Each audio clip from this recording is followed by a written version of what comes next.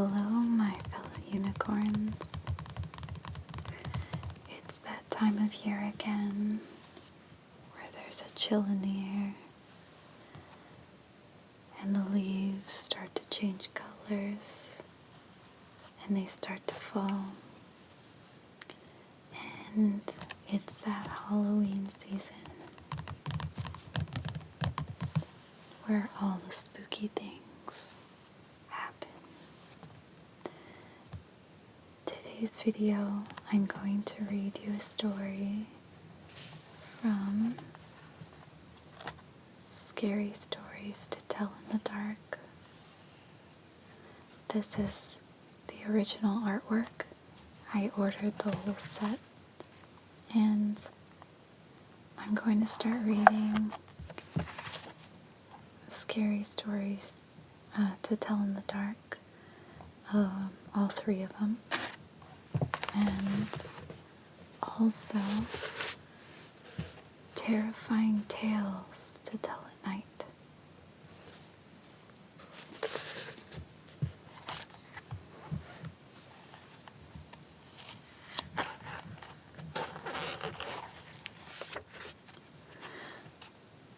I've always found the illustrations in these books to be pretty frightening.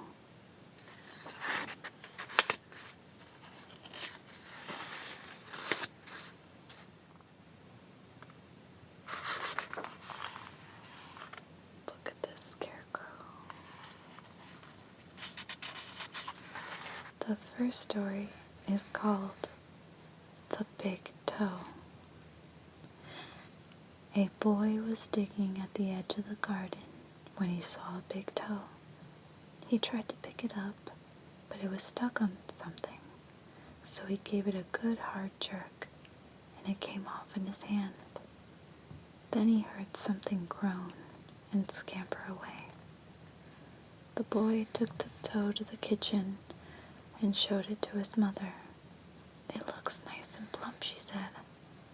"I'll put it in the soup and we'll have it for supper." That night, his father carved the toe into 3 pieces.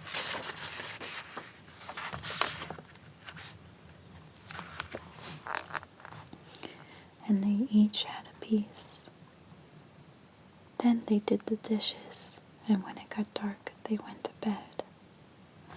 The boy fell asleep almost at once, but in the middle of the night, a sound awakened him.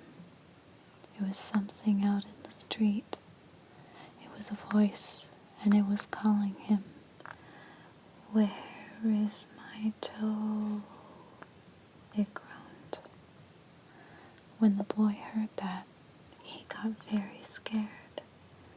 But he thought, "It doesn't know where I am. It never will find me." Then he heard the voice once more. "Who's got my toe?" it groaned. The boy pulled the blankets over his head and his eyes. "I'll go to sleep," he thought. "When I wake up, it will be gone." But soon he heard the back door open, and again he heard the voice. "Where is my toe?" it groaned. Then the boy heard footsteps move through the kitchen into the dining room, and into the living room, into the front hall. Then slowly, they climbed the stairs. Closer and closer they came. Soon they were in the upstairs hall. Now they were outside his door. "Where is my toe?" the voice groaned. His door opened. Shaking with fear, he listened as the footsteps slowly moved through the dark toward his bed. Then they stopped. Where is my toe? The voice groaned. And then you're supposed to jump at the person next to you and shout, "You've got it." That's fun. The big toe also has another ending. When the boy starts hearing the voice calling for its toe, he finds a strange-looking creature up inside his chimney. The boy is so frightened he can't move. He just stands there and stares at it. Finally, he asks,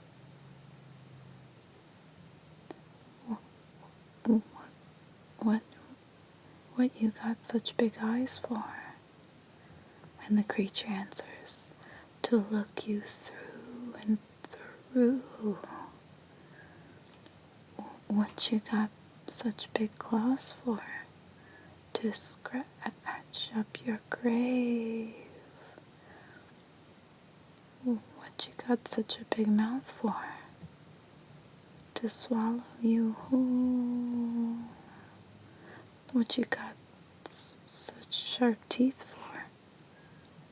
"To chomp your bones." And you're supposed to pounce on one of your friends as you say that last line.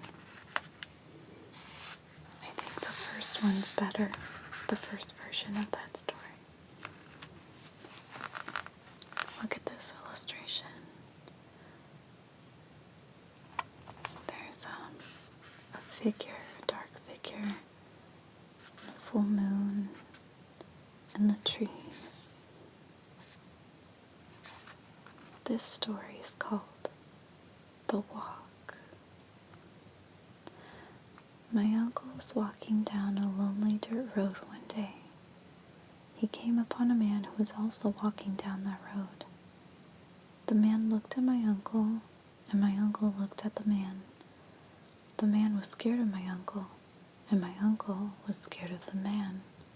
But they kept on walking, and it began to get dark. The man looked at my uncle, and my uncle looked at the man. The man was very scared of my uncle, and my uncle was very scared of that man. But they kept on walking, and they came to a big woods. It was getting darker, and the man looked at my uncle, and my uncle looked at that man. The man was really scared of my uncle, and my uncle was really scared of that man. But they kept on walking, and deep down into the woods they went. It was getting darker, and the man looked at my uncle, and my uncle looked at the man. The man was terribly scared of my uncle, and my uncle was terribly scared of... Then you're supposed to scream.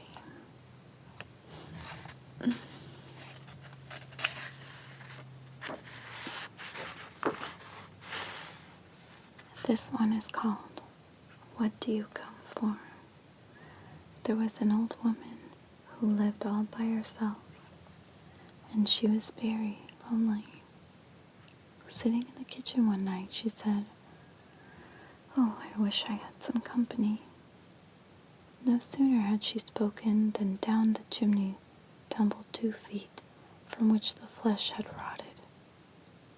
The old woman's eyes bulged with terror. Then 2 legs dropped to the earth and attached themselves to the feet. Then a body tumbled down, then 2 arms and a man's head. As the old woman watched, the parts came together into a great gangling man. The man danced around the room. Faster and faster he went. Then he stopped and looked into her eyes. "What do you come for?" she asked in a small voice that shivered and shook. "What do I come for?" he said. "I come for you." And you're supposed to jump at someone.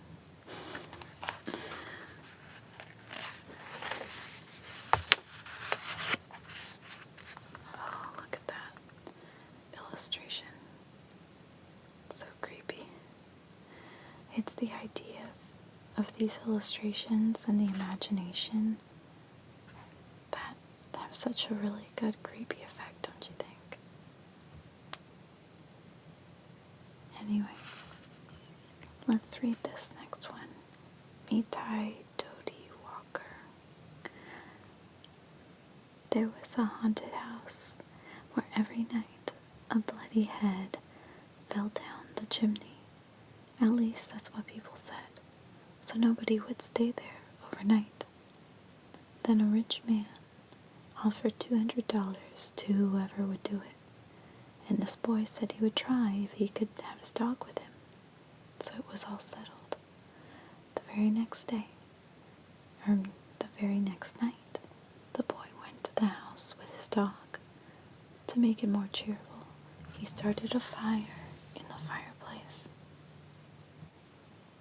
Then he sat in front of the fire and waited, and his dog waited with him. For a while, nothing happened, but a little after midnight, he heard someone singing softly and sadly off in the woods. The singing sounded something like this: Mitai Dodi Walker. It's just somebody singing, the boy told himself, but he was frightened. Then his dog answered the song. Softly and sadly it sang, Lynchy Kinchy Collie Molly Dingo Dingo. The boy could not believe his ears. His dog had never uttered a word before. Then a few minutes later, he heard the singing again. Now it was closer and louder, but the words were the same. Mitai Dodi Walker. This time the boy tried to stop his dog from answering. He was afraid that whoever was singing would hear it and come after them. But his dog paid no attention, and again it sang, Lynchy Kinchy Collie Molly Dingo Dingo. A half hour later, the boy heard the singing again. Now it was in the backyard, and the song was the same. Mitai Dodi Walker. Again, the boy tried to keep his dog quiet, but the dog sang louder and louder. Lynchy Kinchy Collie Molly Dingo Dingo. Soon, the boy heard the singing again. Now it was coming down the chimney. Mitai Dodi Walker. The dog sang it right back. Lynchy Kinchy Collie Molly Dingo Dingo. Suddenly, a bloody head fell out of the chimney. It missed the fire and landed right next to the dog. The dog took one look and fell over, dead from fright. The head turned and stared at the boy. Slowly, it opened its mouth and... Ah! You're supposed to jump out at one of your friends again.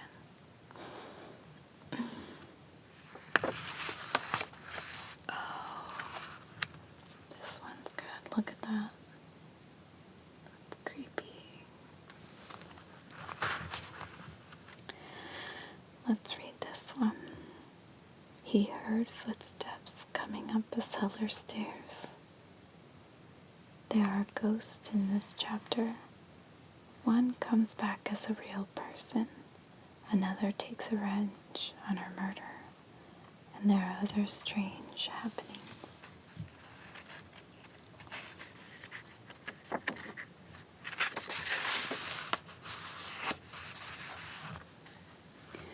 The Thing.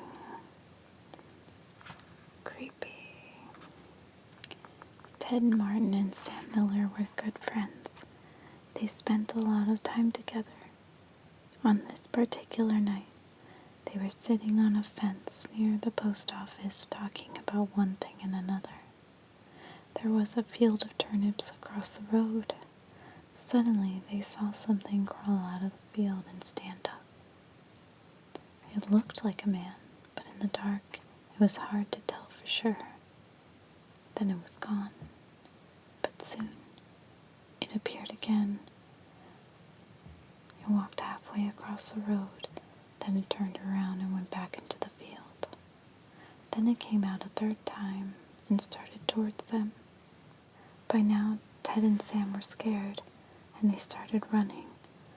But when they finally stopped, they decided they were being foolish.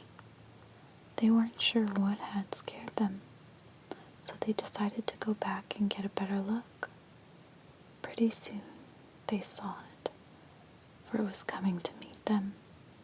It was wearing black pants, a white shirt, and black suspenders. Sam said, "I'm going to try to touch it. Then we'll know if it's real." They walked up to it and peered into its face. Its bright, penetrating eyes sunk deep into its head. It looked like a skeleton. Ted took one look and screamed, and again he and Sam ran, but this time the skeleton followed them. When they got to Ted's house, they stood in the doorway and watched it. It stayed out in the road for a while, then disappeared. A year later, Ted got sick and died. Toward the end, Sam sat up with him every night. The night Ted died, Sam said he looked just like the skeleton.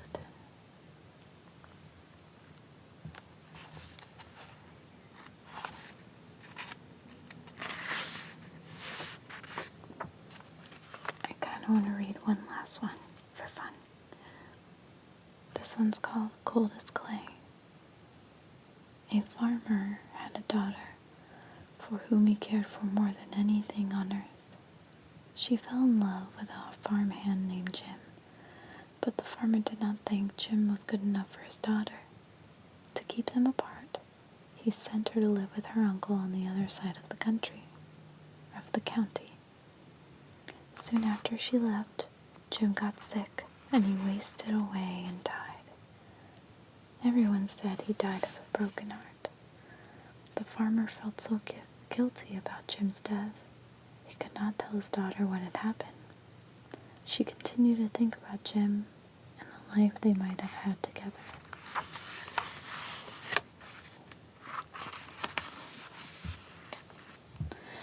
One night, many weeks later, there was a knock on her uncle's door. When the girl opened the door, Jim was standing there. "Your father asked me to get you," he said. "I came on his best horse." Is there anything wrong?" she asked. "I don't know," he said.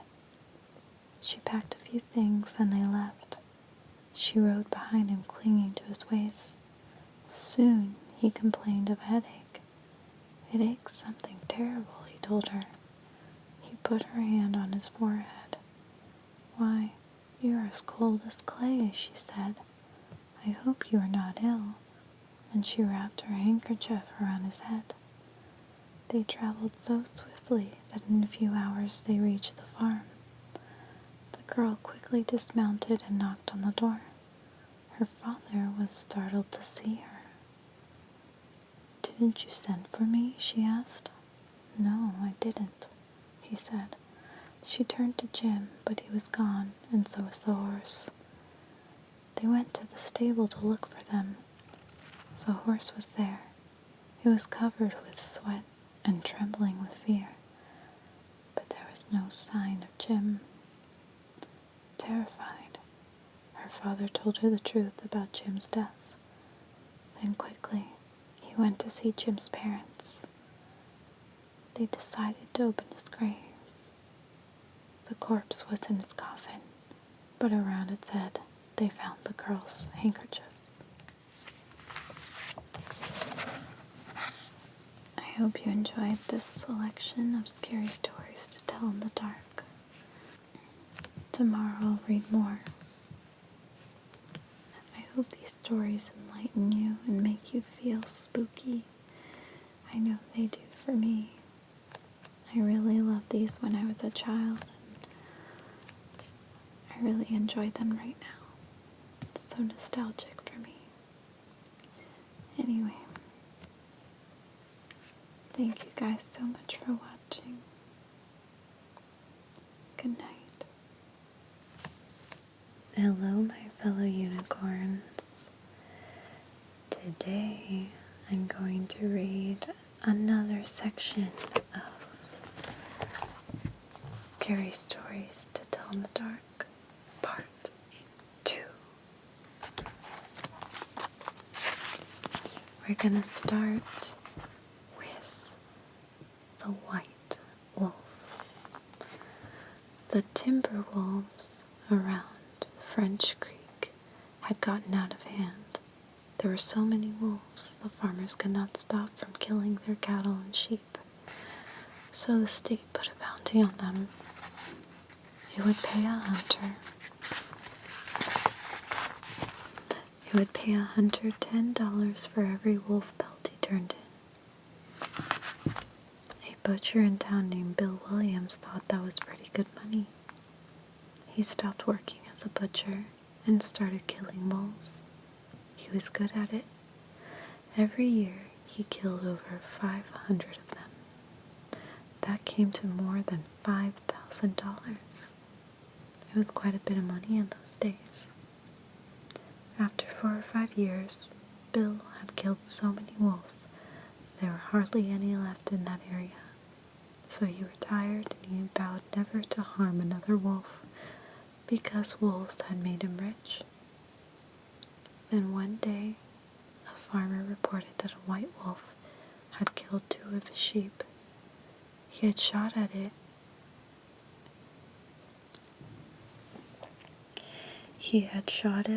And hit it, but the bullets didn't have any effect. Soon that wolf was seen all over the countryside, killing and running, but nobody could stop it. One night, it came into Bill's yard and killed his pet cow. Bill forgot about his decision never to harm another wolf. He went into town the next morning and bought a young lamb for bait. He took it out into the hills and tied it to a tree. Then he backed off about 50 yards and sat down under another tree, with his gun in his hand, or in his lap. With his gun in his lap, he waited. When Bill didn't come back, his friends started looking for him. Finally, they found the lamb. It was still tied to a tree. It was hungry, but it was alive. Then they found Bill. He was still sitting against the other tree, but he was dead. His throat had been torn open. But there was no sign of a struggle. His gun hadn't been fired, and there were no tracks in the soil around him. As for the white wolf, it was never seen again. Dun dun dun. This next one is called The Haunted House. One time, a preacher went to see if he could put a haunt to rest at a house in his settlement. The house had been haunted for about 10 years. Several people had tried to stay there all night, but they always would get scared out by the haunt. So this preacher took his Bible and went to the house, went on in, built himself a good fire, and lit a lamp. Sat there reading the Bible. Then, just before midnight, he heard something start up in the cellar, walking back and forth and back and forth. Then it sounded like somebody was trying to scream and got choked off. Then there was a lot of thrashing around and struggling, and finally everything got quiet. The old preacher took up his Bible again, but before he could start reading, he heard footsteps coming up the cellar stairs. He sat watching the door to the cellar, and the footsteps kept coming closer and closer. He saw the doorknob turn, and when the door began to open, he jumped up and hollered, "What do you want?" The door shut back easy-like, and there wasn't a sound. The preacher was trembling a little, but he finally opened the Bible and read a while. Then he got up and laid the book on the chair and went to mending the fire. Then the haunt started walking again, and step, step, step up the cellar stairs. The old preacher sat watching the door, saw the doorknob turn, and the door open. It looked like a young woman. He backed up and said, "Who are you? What do you want?" The haunt sort of swayed like she didn't know what to do. Then she just faded out. The old preacher waited, and when he didn't hear any more sounds, he went over and shut the door. He was sweating and trembling all over, but he was a brave man, and he thought he'd be able to see it through. So he turned his chair to where he could watch, and he sat down and waited. It wasn't long before he heard the haunt start up again, slowly, step, step, step, step, closer, closer, step, step, and it was right at the door. The preacher stood up and held his Bible out before him. Then the knob slowly turned and the door opened wide. This time the preacher spoke quiet-like. He said, "In the name of the Father, the Son, and the Holy Ghost, who are you, and what do you want?" The haunt came right across the room, straight to him, and took hold of his coat. It was a young woman, about 20 years old. Her hair was torn and tangled, and the flesh was dropping off of her face so he could see the bones and part of her teeth. She had no eyeballs, but there was sort of blue light way back in her eye sockets, and she had no nose to her face. Then she started talking. It sounded like her voice was coming and going with the wind blowing it. She told how her lover had killed her for her money and buried her in the cellar. She said if the preacher would dig up her bones and bury her properly, she could rest. Then she told him to take the end joint of the little finger from her left hand and to lay it in the collection plate at the church. Next church meeting, he'd find out who had murdered her. And she said, "If you come back here once more after that, you'll hear my voice at midnight. I'll tell you where my money is hid, and you can give it to the church." The haunt sobbed like she was tired, and she sunk down toward the floor and was gone. The preacher found her bones and buried them in the graveyard. The next Sunday, the preacher put the finger bone in the collection plate, and when a certain man happened to touch it, it stuck to his hand. The man jumped up and rubbed and scraped and tore at the bone, trying to get off. And then the man jumped up and rubbed and scraped and tore at that bone, trying to get it off. Then he went to screaming like he was going crazy. Well, he confessed to the murder, and they took him on to jail. After the man was hung, the preacher went back to that house one midnight, and the haunt's voice told him to dig under the hearth rock. And the haunt's voice told him to dig under the hearth rock. He did, and he found a big sack of money. And where that haunt held on to his coat, the print of those bony fingers was burned right onto the cloth. It never did come out. This one's called The Guests. A young man and his wife were on a trip to visit his mother. Usually they arrived in time for supper, but they had gotten a late start and now it was getting dark, so they decided to look for a place to stay overnight and go on in the morning. Just off the road, they saw a small house in the woods. Maybe they rent rooms, the wife said, so they stopped to ask.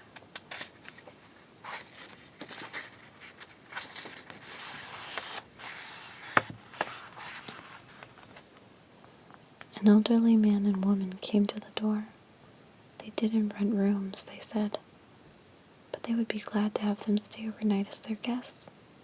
They had plenty of room and they would enjoy the company. The old woman made coffee and brought out some cake, and the four of them talked for a while. Then the young couple were taken to their room. They again explained that they wanted to pay for this, but the old man said he would not accept any money. The young couple got up early the next morning, before their hosts had awakened. On the table near the front door, they left an envelope with some money in it for the room. Then they went on to the next town. They stopped in a restaurant and had breakfast. When they told the owner where they stayed, he was shocked. "That can't be," he said. "That house burned to the ground, and the man and the woman who lived there died in the fire." The young couple could not believe it, so they went back to the house. Only now, there was no house. All they found was a burned-out shell. They stood staring at the ruins, trying to understand what had happened. Then the woman screamed. In the rubble was a badly burned table, like the one they had seen by the front door. On the table was the envelope they had left that morning. They eat your eyes, they eat your nose. There are scary stories about all kinds of things. The ones told here are about a grave, a witch, a man who likes to swim, a hunting trip, and a market basket. There's also one about worms eating a corpse. Your corpse. The girl who stood on a grave. Some boys and girls were at a party one night. There was a graveyard down the street, and they were talking about how scary it was. "Don't ever stand on a grave after dark," one of the boys said. "The person inside will grab you. He'll pull you under." "That's not true," one of the girls said. "It's just a superstition." "I'll give you $1 if you stand on a grave," said the boy. "A grave doesn't scare me," said the girl. "I'll do it right now." The boy handed her a knife. "Stick this knife in one of the graves," he said. "Then we'll know you were there." The graveyard was filled with shadows and was as quiet as death. There's nothing to be scared of, the girl told herself. But she was scared anyway. She picked out a grave and stood on it. Then quickly she bent over and plunged the knife into the soil and started to leave. But she couldn't get away. Something was holding her back. She tried a second time to leave, but she couldn't move. She was filled with terror.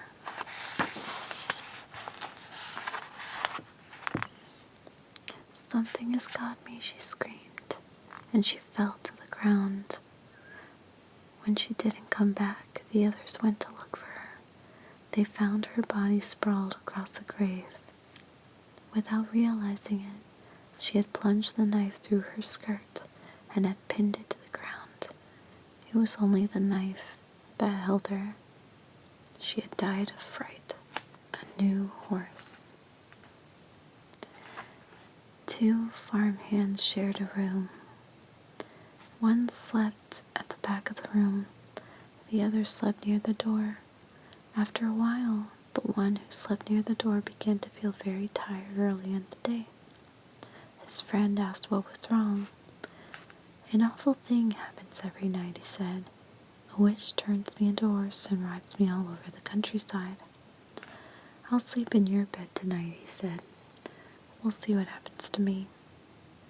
About midnight, an old woman who lived nearby came into the room. She mumbled some strange words over the farmhand, and he found he couldn't move. Then she slipped a bridle on him, and he turned into a horse. The next thing he knew, she was riding him across the fields at breakneck speed, beating him to make him go even faster. Soon they came to a house where a party was going on. There was a lot of music and dancing, and they were having a big time inside. She hitched him to a fence and went in. While she was gone, the farmhand rubbed against the fence until the bridle came off, and he turned back into a human being. Then he went into the house and found the witch. He spoke those strange words over her, and with the bridle he turned her into a horse. Then he rode her to a blacksmith, and he had her fitted with horseshoes. After that, he rode her to the farm where she lived.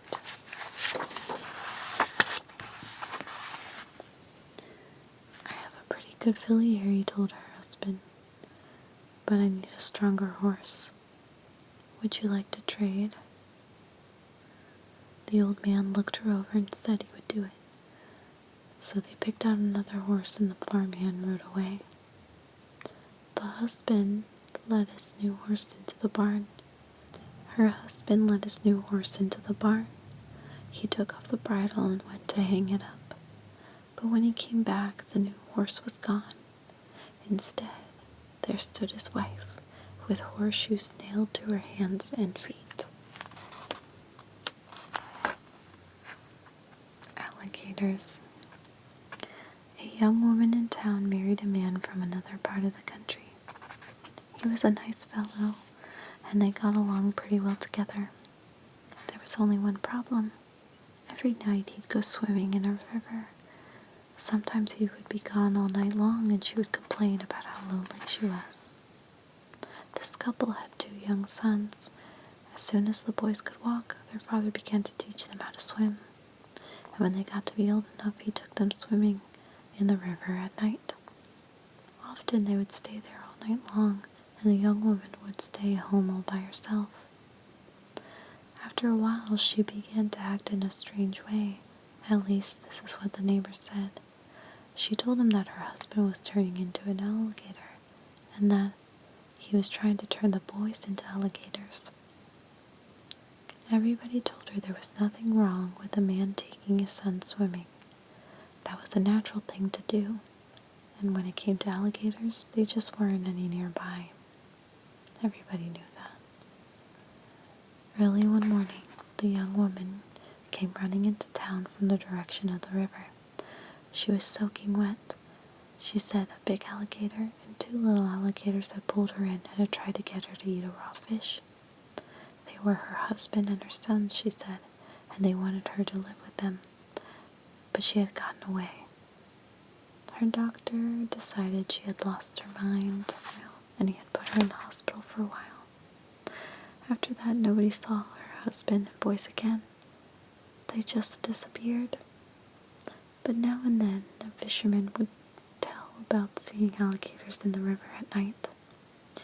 Usually, it was 1 big alligator and 2 small ones.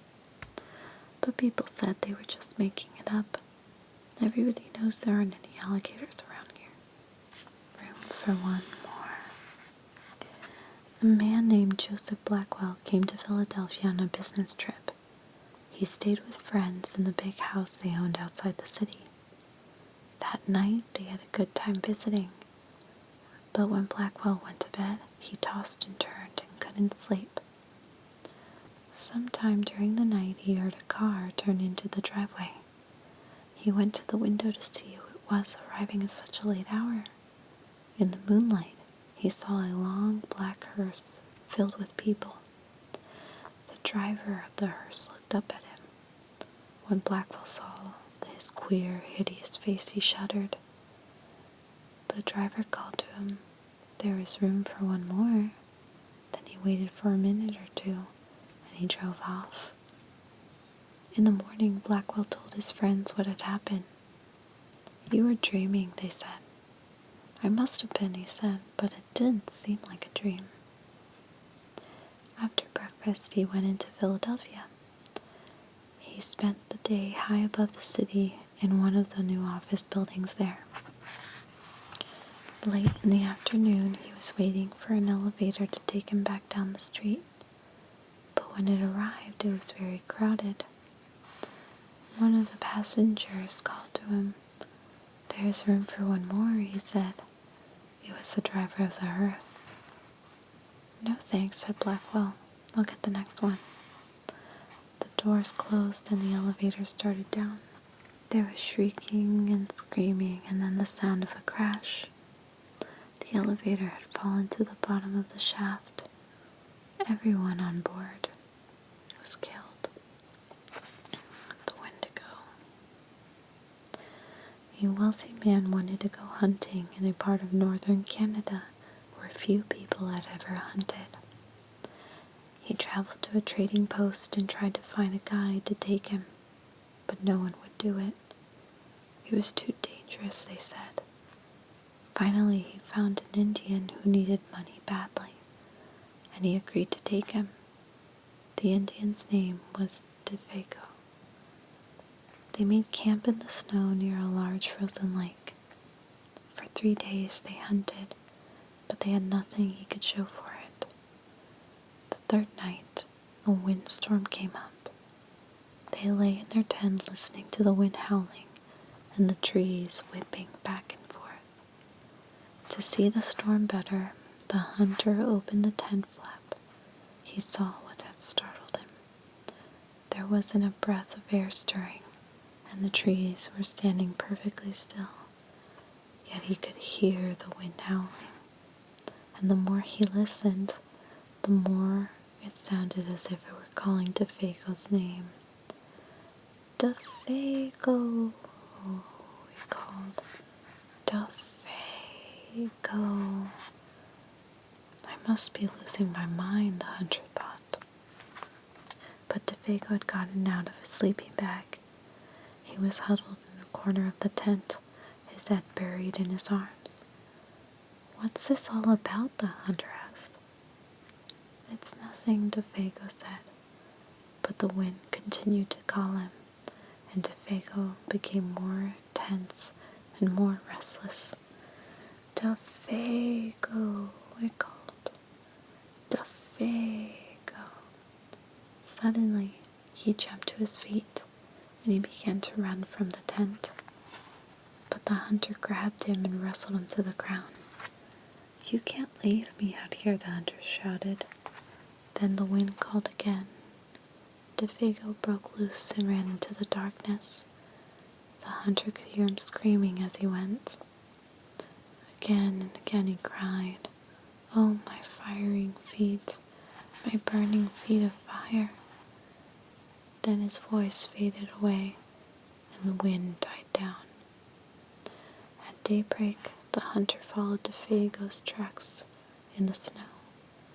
They went through the woods, down toward the lake, then out into the ice. But soon he noticed something strange. The steps Defago had taken got longer and longer. They were so long no human being could have taken them. It was as if something had helped him to hurry away. The hunter found the tracks out in the middle of the lake, but there they disappeared. At first he thought that Defago had fallen through the ice, but there wasn't any hole. Then he thought something had pulled him off the ice into the sky, but that made no sense. As he stood wondering what had happened, the wind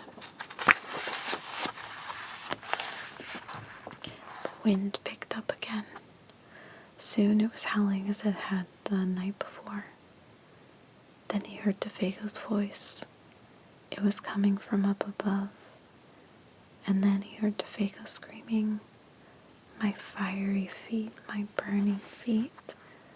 But there was nothing to be seen. Now the hunter wanted to leave that place as fast as he could. He went back to camp and packed. Then he left some food for Tobago, and he started out. Weeks later, he reached civilization. The following year, he went back to hunt in that area again. He went to the same trading post to look for a guide. The people could not explain what had happened to Tobago that night, but they had not seen him since. Maybe it was the Wendigo, one of them said, and he laughed. It's supposed to come with the wind. It drags you along at great speed until your feet are burnt away and more of you than that. Then it carries you into the sky and it drops you. It's just a crazy story, but that's what some of the Indians say. A few days later, the hunter was at the trading post again. An Indian came in and sat by the fire. He had a blanket wrapped around him and he wore his hat so that you couldn't see his face. The hunter thought there was something familiar about him. He walked over and asked, "Are you Tobago?" The Indian didn't answer. "Do you know anything about him?" No answer. He began to wonder if something was wrong, if the man needed help but he couldn't see his face. "Are you all right?" he asked. No answer. To get a look at him, he lifted the Indian's hat. Then he screamed. There was nothing under the hat but a pile of ashes. Okay, that's it for this evening. I'm going to continue reading from all the books. I'm not going to read every single story. I think I'm going to read just a couple more of this one and then move on to the next. But I really hope that you guys enjoy this video, these scary stories. They're a lot of fun, and I hope it gets you in the Halloween spirit. Anyway, thank you guys so much for watching. Good night. Hello, my fellow unicorns. Today I'm going to read another portion of Scary Stories to Tell in the Dark. This will be my last reading for the first book. Next time I'm going to read more Scary Stories to Tell in the Dark. So this is part 3 of my Scary Stories series, and I hope you enjoy it.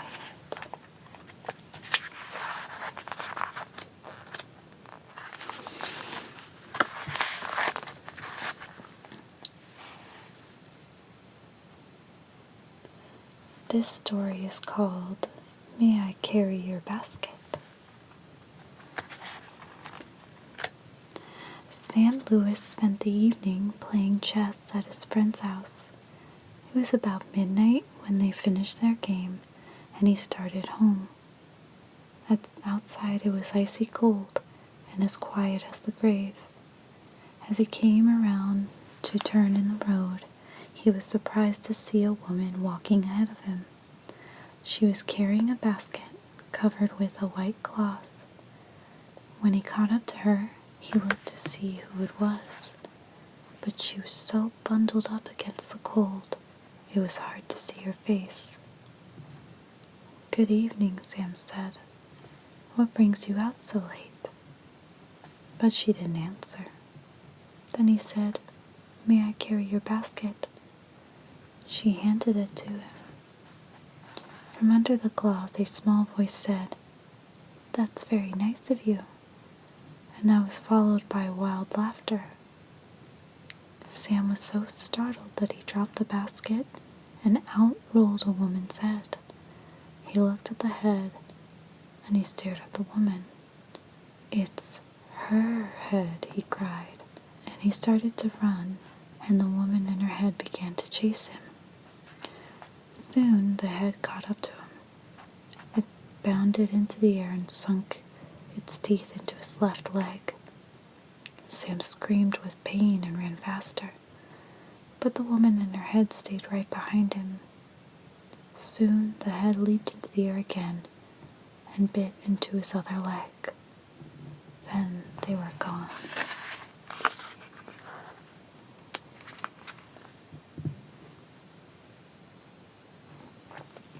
This next chapter is called Other Dangers. Most of the scary stories in this book have been passed down over the years, but the ones in this chapter have been told only in recent times. They are stories that young people often tell about dangers we face in our lives today.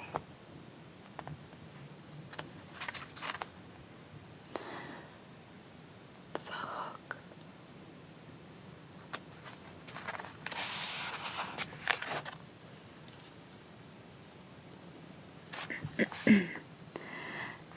Donald and Sarah went to the movies.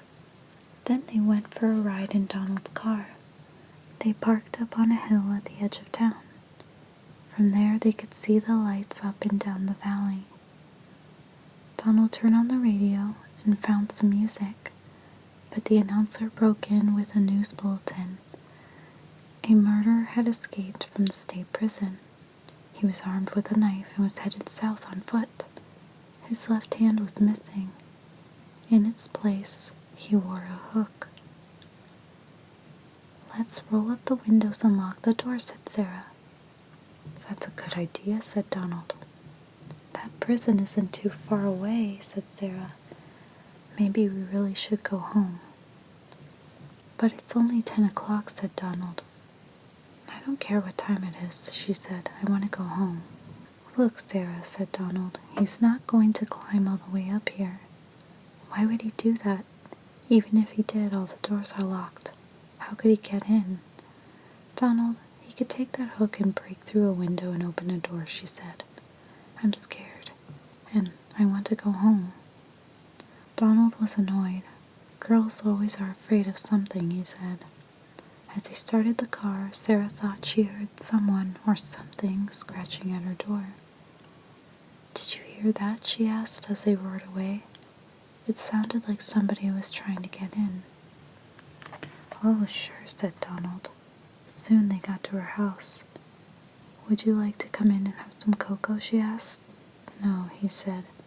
"I've got to go home."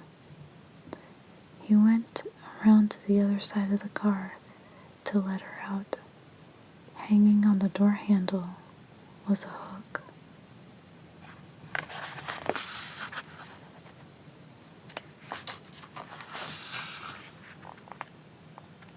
Look at this dress. The white satin evening gown.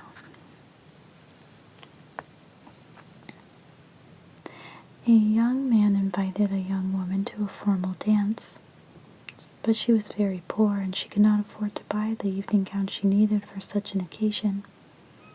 "Maybe you can rent a dress," her mother said. So she went to a pawn shop not far from where she lived. There she found a white satin evening gown in her size. She looked lovely in it, and she was able to rent it for very little.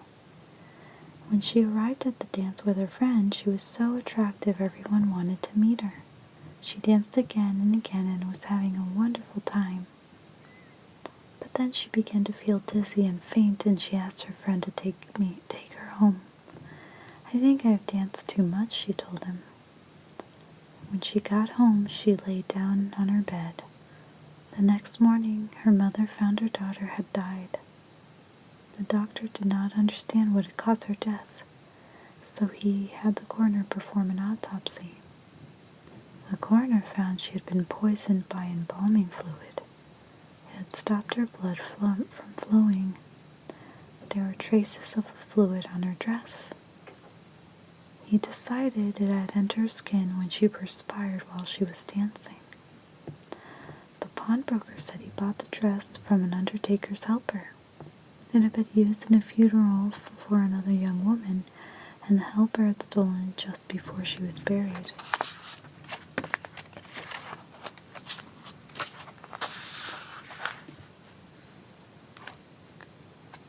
Oh, high beams. A girl driving the old blue sedan was a senior at the high school. She lived on a farm about 8 miles away and used the car to drive back and forth. She had driven into town that night to see a basketball game. Now she was on her way home. As she pulled away from the school, she noticed a red pickup truck follow her out of the parking lot. A few minutes later, the truck was still behind her. I guess we're going in the same direction, she thought.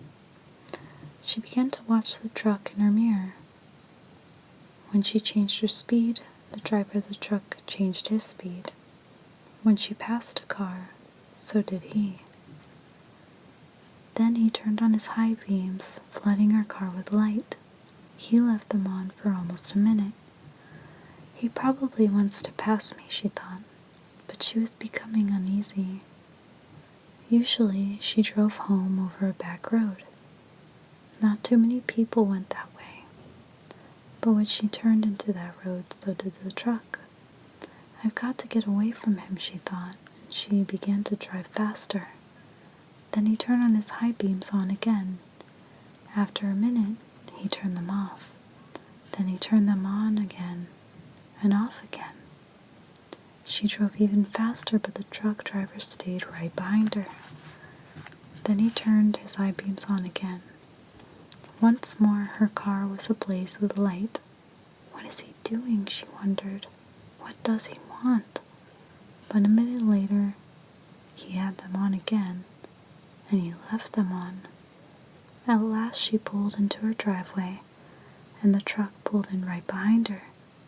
She jumped from the car and ran into the house. "Call the police," she screamed at her father. Out in the driveway, she could see the driver of the truck. He had a gun in his hand. When the police arrived, they started to arrest him, but he pointed to the girl's car. "You don't want me," he said. "You want him." Crouched behind the driver's seat, there was a man with a knife. As the driver of the truck explained it, the man slipped into the girl's car just before she left school. He saw it happen, but there was no way he could stop it. He thought about getting the police, but he was afraid to leave her, so he followed her car. Each time the man in the back seat reached up to overpower her, the driver of the truck turned on his high beams. Then the man dropped down, afraid that someone might see him. I've actually heard this story before. It's like an urban legend. I don't know if it originates from this author, but I've definitely heard that one before. This one's called The Babysitter.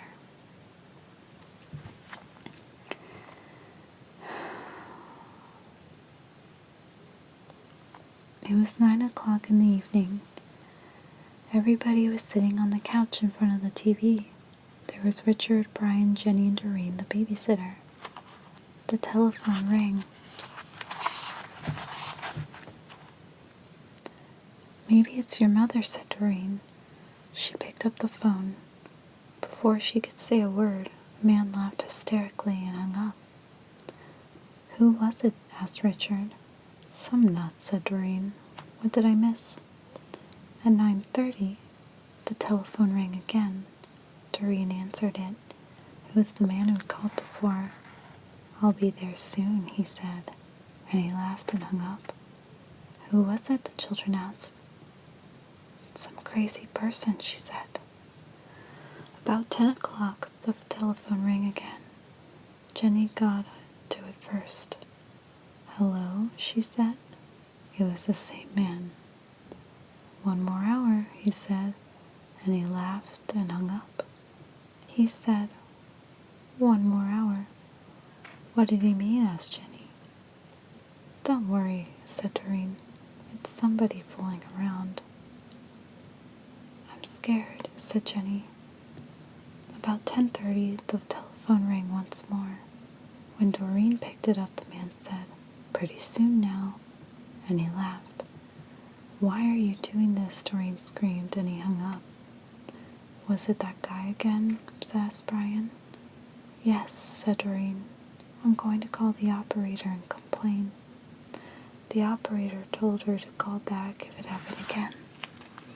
and she would try to trace the call. At 11 o'clock, the telephone rang again. Doreen answered it. "Very soon now," the man said, and he laughed and hung up. Doreen called the operator. Almost at once, she called back. "That person is calling from a telephone upstairs," she said. "You better leave. I'll get the police." Then a door upstairs opened. A man they had never seen before started down the stairs toward them. As they ran from the house, he was smiling in a very strange way. A few minutes later, the police found him there and arrested him. I've heard this story too being told in my childhood. These are really great ones. I love stranger danger stories. They're very scary. Okay. The Viper, the Attic.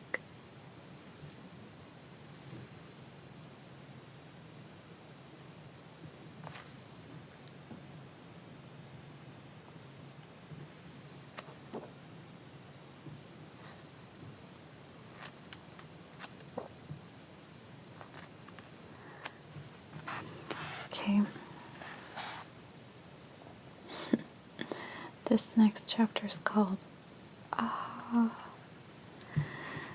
The chapter has the same title as the first chapter, but the stories in the first chapter are meant to scare you. The ones in this chapter are meant to make you laugh. This one's called The Viper. A widow lived alone on the top floor of an apartment home. One morning, her telephone rang. "Hello," she said. "This is the Viper," a man said. "I'm coming up." Somebody's fooling around, she thought, and hung up. A half-hour later, the telephone rang again. It was the same man. "It's the Viper," he said. "I'll be up soon." The widow didn't know what to think, but she was getting frightened. Once more the telephone rang. Again it was the Viper. "I'm coming up now," he said. She quickly called the police. They said they would be right over. When the doorbell rang, she sighed with relief. There they are, she thought. But when she opened the door, there stood a little old man with a bucket and a cloth. "I am the Viper," he said. "I wish to wash and wipe the windows."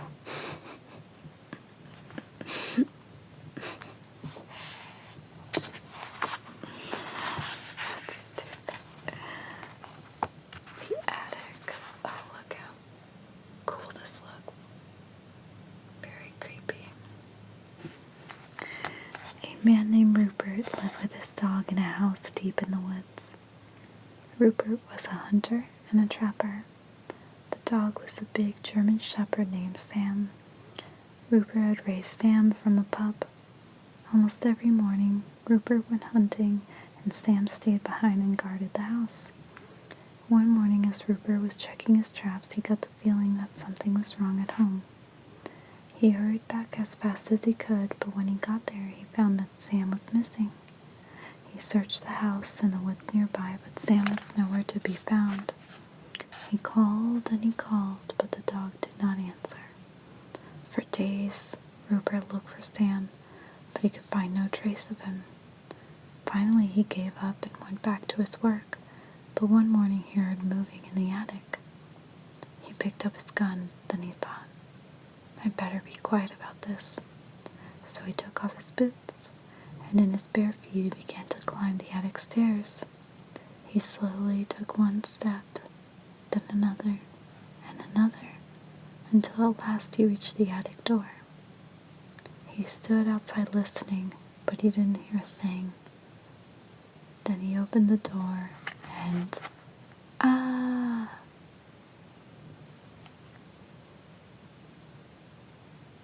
And at this point, the storyteller stops, as if he had finished.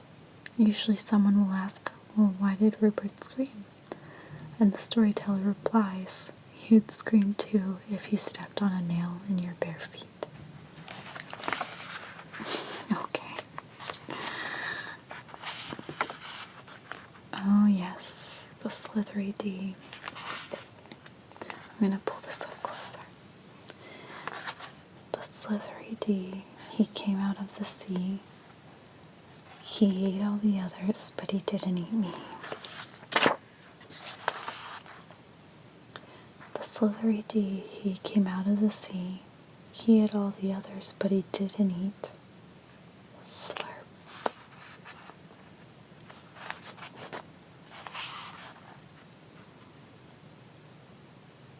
How that dead man danced.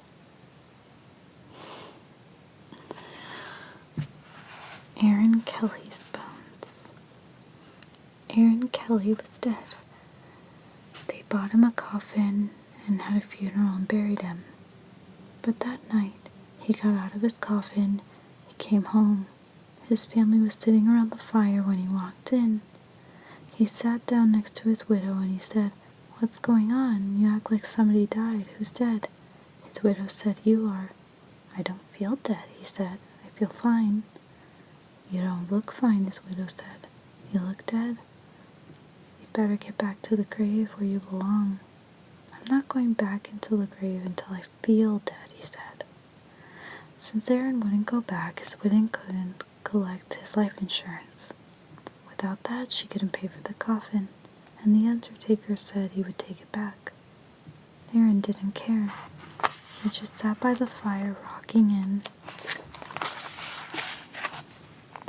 a chair and warming his hands and feet. But his joints were dry and his back was stiff, and every time he moved, he creaked and cracked.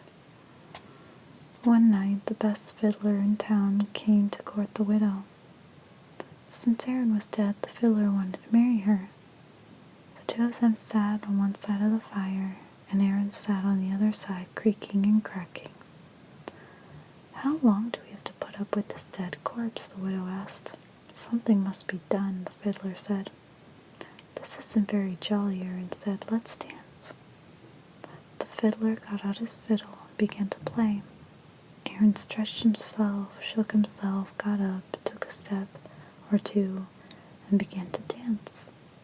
With his old bones rattling, his yellow teeth snapping, and his bald head wagging, and his arms flip-flopping, around and around he went.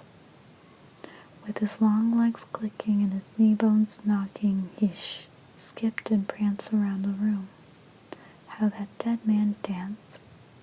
But pretty soon, a bone worked loose and fell to the floor. "Look at that," said the fiddler. "Play faster," said the widow. The fiddler played faster.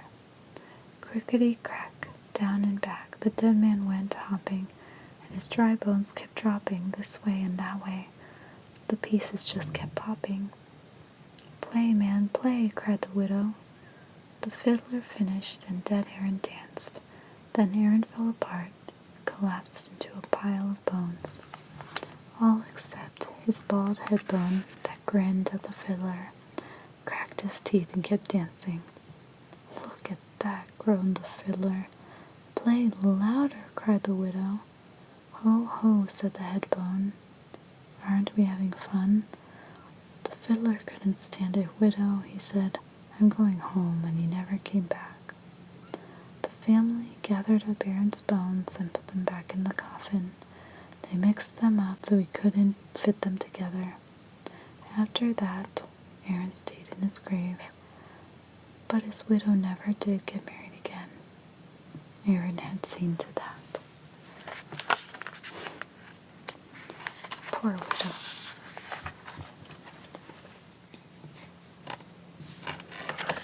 This next one's called "Wait Till Martin Comes." An old man was out for a walk.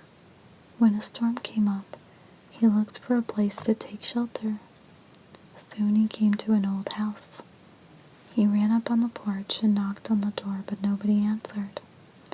By now rain was pouring down, thunder was booming, and lightning was flashing. So he tried the door. When he found it was unlocked.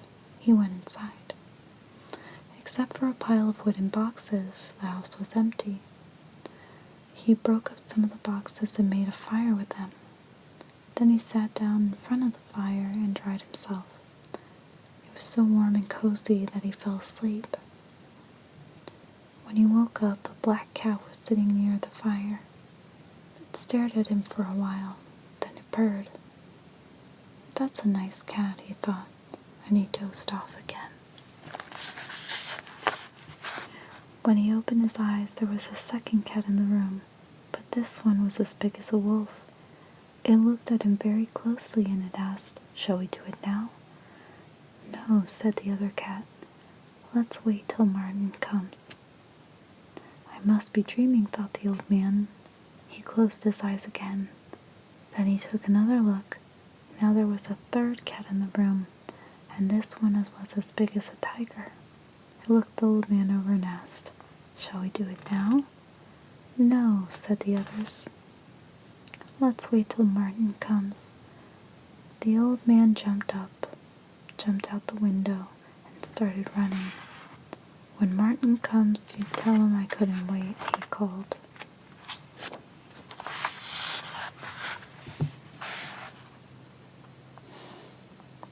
The Ghost with the Bloody Fingers. A businessman arrived at a hotel late one night and asked for a room. The room clerk told him the hotel was all filled up. "There's only one empty room," he said, "but we don't rent that one because it's haunted." "I'll take it," said the businessman. "I don't believe in ghosts."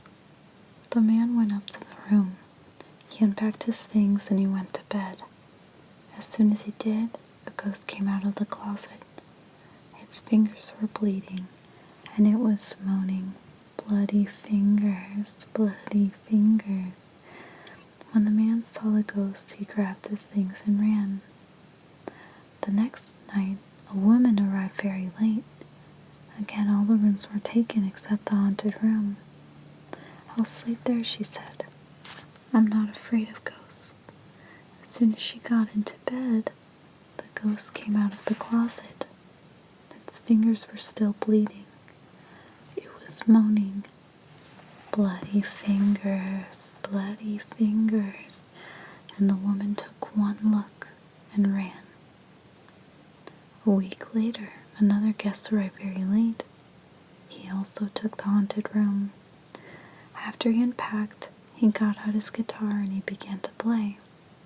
Soon the ghost appeared. As before, its fingers were bleeding and it was moaning, "Bloody fingers, bloody fingers." The man paid no attention, though he just kept strumming his guitar. But the ghost kept moaning and its fingers kept bleeding. Finally, the guitar player looked up. "Cool it, man," he said. "Get yourself a Band-Aid." Very funny.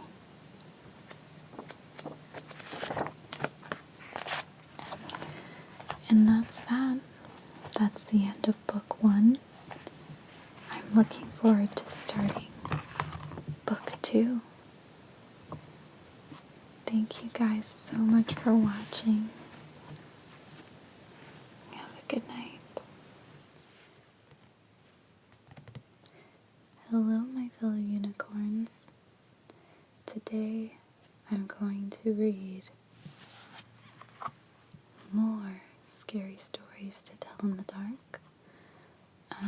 If you've been following my series on this, the last time I finished the first book, which is Scary Stories to Tell in the Dark, but now I'm going to read from the second book. Let's get started. Okay, let's read the beginning of this chapter. When she saw him, she screamed and ran. This chapter is filled with ghost stories. In one, a man has just become a ghost, but he doesn't know it yet. In another, a pirate ship and crew return from a watery grave. And there are other frightful events. This story is called Something Was Wrong. One morning, John Sullivan found himself walking along a street downtown. He could not explain what he was doing there, or how he got there, or where he had been earlier. He didn't even know what time it was. He saw a woman walking toward him and stopped her. "I'm afraid I forgot my watch," he said and smiled. "Can you tell me the time?" When she saw him, she screamed and ran. Then John Sullivan noticed that other people were afraid of him. When they saw him coming, they flattened themselves against a building or ran across the street to stay out of his way. "There must be something wrong with me," John Sullivan thought. "I'd better go home." He hailed a taxi, but the driver took one look at him and sped away. John Sullivan did not understand what was going on, and it scared him. "Maybe somebody at home can come and get me," he thought. He found a telephone and called his wife, but a voice he did not recognize answered. "Is Mrs. Sullivan there?" he asked. "No, she's at a funeral," the voice said. "Mr. Sullivan was killed yesterday in an accident downtown." Here we have an illustration of John Sullivan making the phone call. It's very eerie.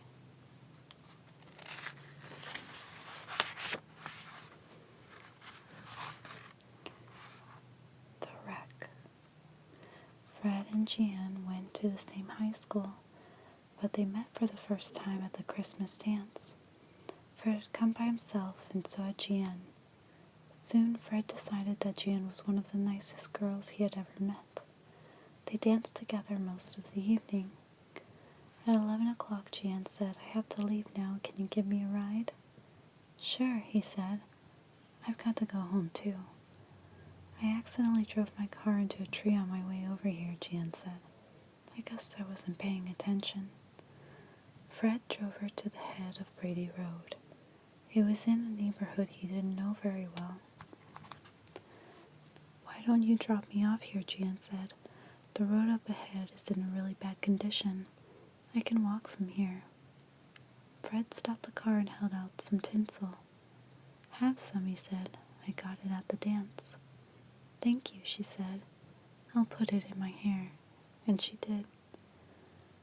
"Would you like to go out sometime to a movie or something?" Fred asked. "That would be fun," Jan said.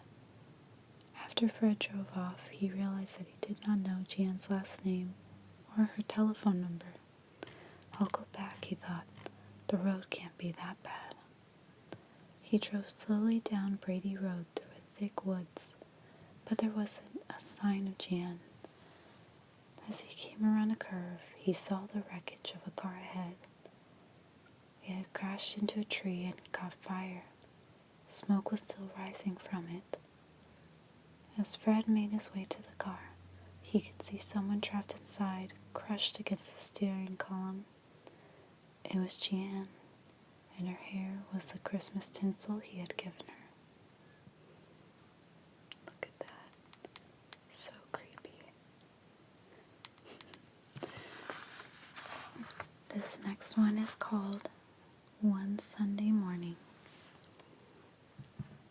Ida always went to the 7 o'clock Sunday morning service at her church. Usually she heard the clanging of the church bells while she was eating breakfast. But this morning she heard them while she was still in bed. "That means I'm late," she thought. Ida jumped out of bed, quickly dressed, and left without eating or looking at the clock. It was still dark outside, but it was usually dark at this time of year. Ida was the only one on the street. The only sounds she heard were the clatter of her shoes on the pavement. Everybody must already be in church, she thought. Ida took a shortcut through the cemetery, then she quietly slipped into the church and found a seat. The service had already begun. When she caught her breath, Ida looked around. The church was filled with people she had never seen before. But the woman next door did look familiar. Ida smiled at her. It's Josephine Kerr, she thought. But she's dead. She died a month ago. Suddenly, Ida felt uneasy. She looked around again. As her eyes began to adjust to the dim light, Ida saw some skeletons in suits and dresses. This is a service for the dead, Ida thought. Everybody here is dead, except me. Ida noticed that some of them were staring at her.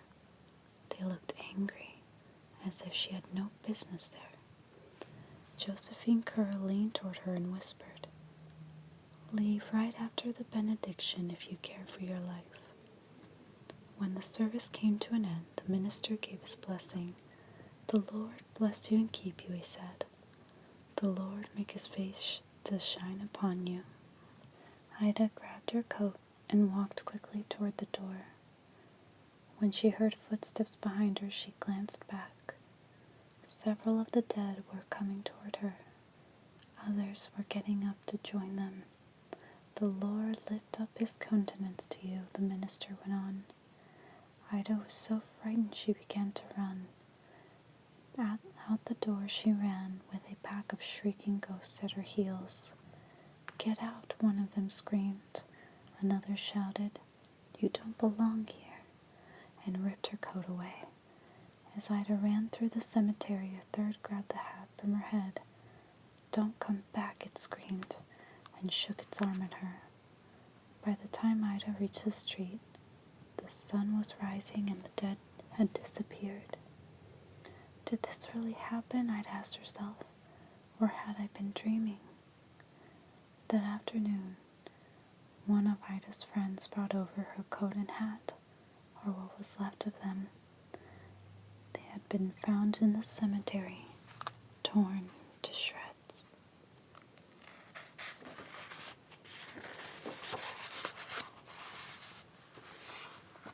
Oh, this one's about the pirate ship. It's called A Weird Blue Light. Late one night in October 1864, a Confederate blockade runner slipped by some Union gunboats at the entrance to Galveston Bay in Texas and made it safely to port with its cargo of food and other necessities. Lewis Billings, the master of the small vessel, was getting ready to weigh anchor when he was startled by a shriek from one of the crew. "A strange, old-fashioned schooner with a big black flag was rushing down at us," Billings said later. "She was afire with a sort of weird, pale blue light that lighted up every nook and cranny of her. The crew was pulling at the ropes and doing other work, and they paid us no attention. They didn't even glance our way. They all had ghastly bleeding wounds, but their faces and eyes were those of dead men." The man who had shrieked had fallen to his knees, his teeth clattering as he gasped out a prayer.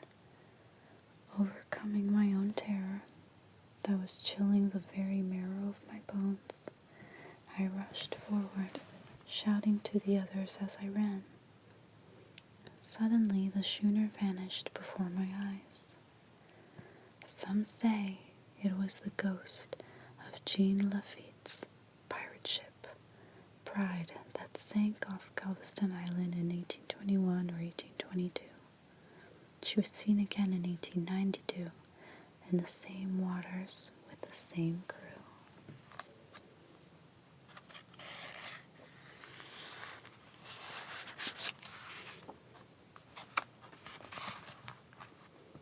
This one's called Somebody Fell from Aloft. I had signed on as an ordinary seaman from the Falls of Ettrick, a merchant ship bound for England. The first time I saw that ship, I knew her right away. She was the old Gertrude Spurshoe. I had sailed on her years before when she was painted brown and gold. Now she was painted black and had a new name, but it was the same ship for sure. We had a pretty good crew for that voyage, except for one hard-looking ticket named McLaren. He was a pretty good seaman, but there was something about him that I didn't trust. He was kind of secretive, kept mostly to himself. One day, somebody told him that I worked on the old Gertrude. For some reason, he got all tremble over that. Then I catched him giving me all these ugly black looks as if he was itching to knife me in the back. I guess it had something to do with the Gertrude, but I didn't know what. Well, this one day, we was trying to work our way through the dripping black fog.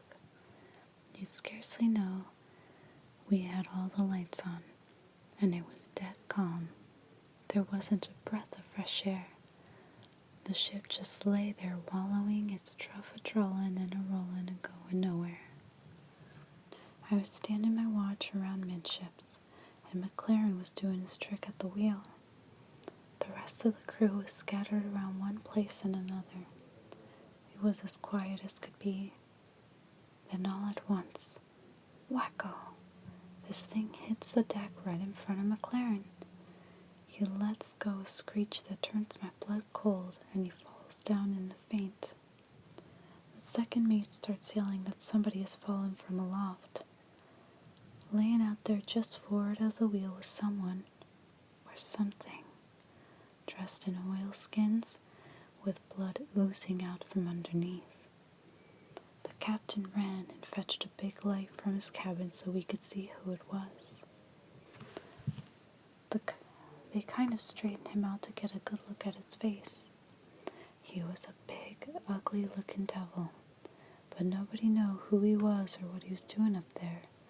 At least nobody was saying. When McLaren came to from his faint, they tried to get something out of him. All he did was jabber away and keep rolling those big, wild-looking eyes of his. Everybody was getting more and more excited. We all wanted to heave the body overboard as quick as we could, but there was something weird about it, as if it wasn't real. But the captain wasn't so sure about getting rid of it that way. Could it be a stowaway, he asked? But the ship was so filled with lumber we were carrying there was no space where a living thing could hide for 3 weeks, which is how long we've been out. Even if it was a stowaway, what was it doing aloft on such a dirty day? There was no reason for anyone to be up there. There was nothing to see. Finally, the captain gave up and told us to heave him overboard. Then nobody would touch him. The mate ordered us to pick him up, but nobody made a move. Then he tried coaxing, but it didn't do any good. Suddenly, that loony McLaren starts yelling, "I handled him once, I could handle him again." He picks up the body and staggers over the railing with it.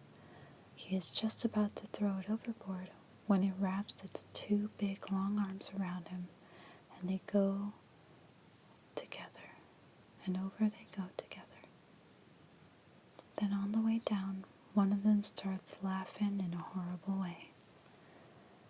The mates are yelling to launch a boat, but nobody would get into a boat, not on a night like that. We threw a couple of life preserves after them, but everybody knew they wouldn't help. So that was that. Or was it? The first chance I had to go home after that, I went right over to see the old Captain Spurshoe, who was captain when Gertrude was around. Well, he says, one trip these 2 outlandish men shipped aboard the Gertrude. One was McLaren, the other was a really big fella. The big one was always picking on McLaren and thumping him around, and McLaren was always talking about how we would get back at him. Well, this wet, dirty night, the 2 of them was up there alone, and the big one come flying down, killed himself, deader than a herring.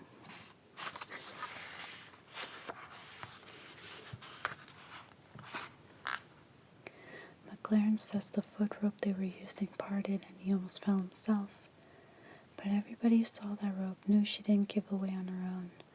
She had been cut through with a knife. After that, whenever we came to port, McLaren thought we were going to get the police after him, and he got pretty scared. But we couldn't prove anything, so we didn't try. In the end, I guess the big fella took care of things in his own way. If he was a ghost that came back, that's what he was. If there'd be things like ghosts. This one's called The Little Black Dog. Billy Mansfield said that the little black dog followed him wherever he went, but he was the only one who saw it, so people thought he was kind of crazy. To drive the dog away, Billy was always hollering at it, throwing rocks at it, but the dog always came back.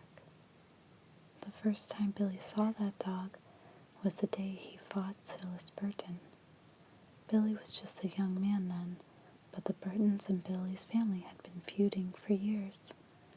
When Billy saw Silas riding toward him, he went for his gun, and Burton went for his, but Billy fired first.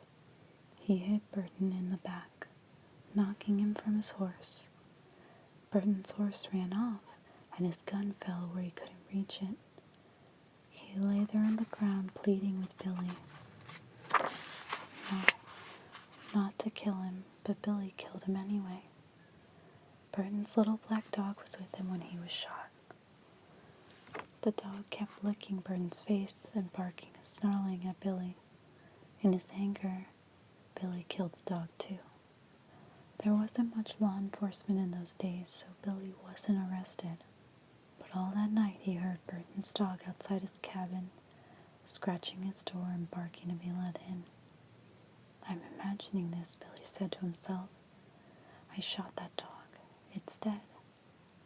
But the next morning, Billy saw the dog. It was waiting for him outside. From then on, there was not a day when he didn't see it. And there wasn't a night where he didn't hear it scratching on his door, barking to be let in. From then on, Billy was always finding black dog hairs on the sofa, on the floor, in his bed, even in his food, and the house and the yard stank of dog. That's what Billy said. Whenever somebody told him there wasn't any dog to see, he'd say, maybe you don't see it, but I do, and I'm not any crazier than you are. Things went on like that for many years. Then one morning, in the middle of the winter, the neighbors didn't see any smoke coming out of Billy's chimney. When they went over to check, Billy wasn't there. A day or so later, they found his body lying in the snow in a field back of his cabin. Billy had plenty of enemies, and at first it seemed like somebody might have killed him. But there wasn't a mark on his body, and there weren't any footprints out there except for Billy's. The doctor said Billy probably died of old age, but there was something odd about his death. When the neighbors found Billy, there were black dog hairs on his clothes. There were even a few on his face. It smelled like a dog had been out there, yet no one had seen a dog anywhere. This next one's called Clinkety Clink. An old lady got sick and died. She had no family and no close friends. So the neighbors got a grave digger to dig a grave for her, and they had a coffin made, and they placed it in her living room. As was the tradition, they washed her body and dressed her up in her best clothes and put her in the coffin. When she died, her eyes were wide open, staring at everything and seeing nothing. The neighbors found 2 old silver dollars on her dresser, and they put them on her eyelids to keep them closed. They lit candles and sat up with her so that she would not be too lonely on the first night that she was dead. The next morning, a preacher came and said a prayer for her. Then everybody went home. Later, the gravedigger arrived to take her to the cemetery and bury her. He stared at the silver dollars on her eyes, and he picked them up. How shiny and smooth they were, how thick and heavy. They're beautiful, he thought, just beautiful. He looked at the dead woman with her eyes wide open, but felt she was staring at him, watching him hold her coins. It gave him a creepy feeling. He put the coins back on those eyes of hers to keep them closed. But before he knew it, his hands reached out again and grabbed the coins and stuck them in his pocket. Then he grabbed a hammer and quickly nailed shut the lid on the coffin. "Now you can't see anything," he said to her. Then he took her out to the cemetery and he buried her as fast as he could. When the gravedigger got home, he put the 2 silver dollars in a tin box and shook it. The coins made a cheerful, rattling sound, but the gravedigger wasn't feeling cheerful. He couldn't forget those eyes staring at him. When it got dark, a storm came up, and the wind started blowing. It blew all around the house. It came in through the cracks and around the windows and down the chimney. But soon it went. Busy, busy, basoo. The fire flared and flickered.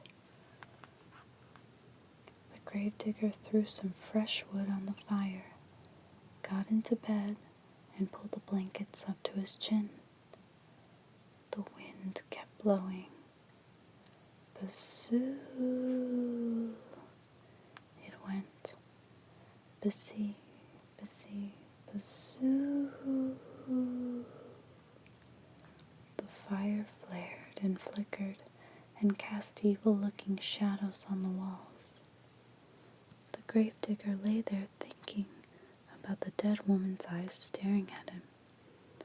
The wind blew stronger and louder, and the fire flared and flickered, and popped and snapped, and he got more and more scared.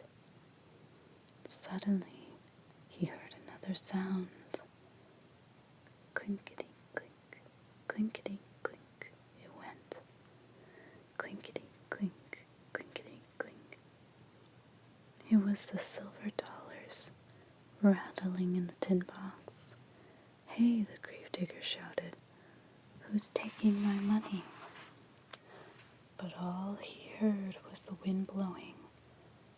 Busy, busy, basoo. And the flames flaring and flickering and snapping and popping, and the coins going clinkety, clink, clinkety, clink. He leaped out of bed and chained up the door. Then he hurried back, but his head had barely touched the pillow when he heard clinkety, clink, clinkety, clink. Then he heard something way off in the distance. It was a voice crying, "Where is my money? Who's got my money? Who?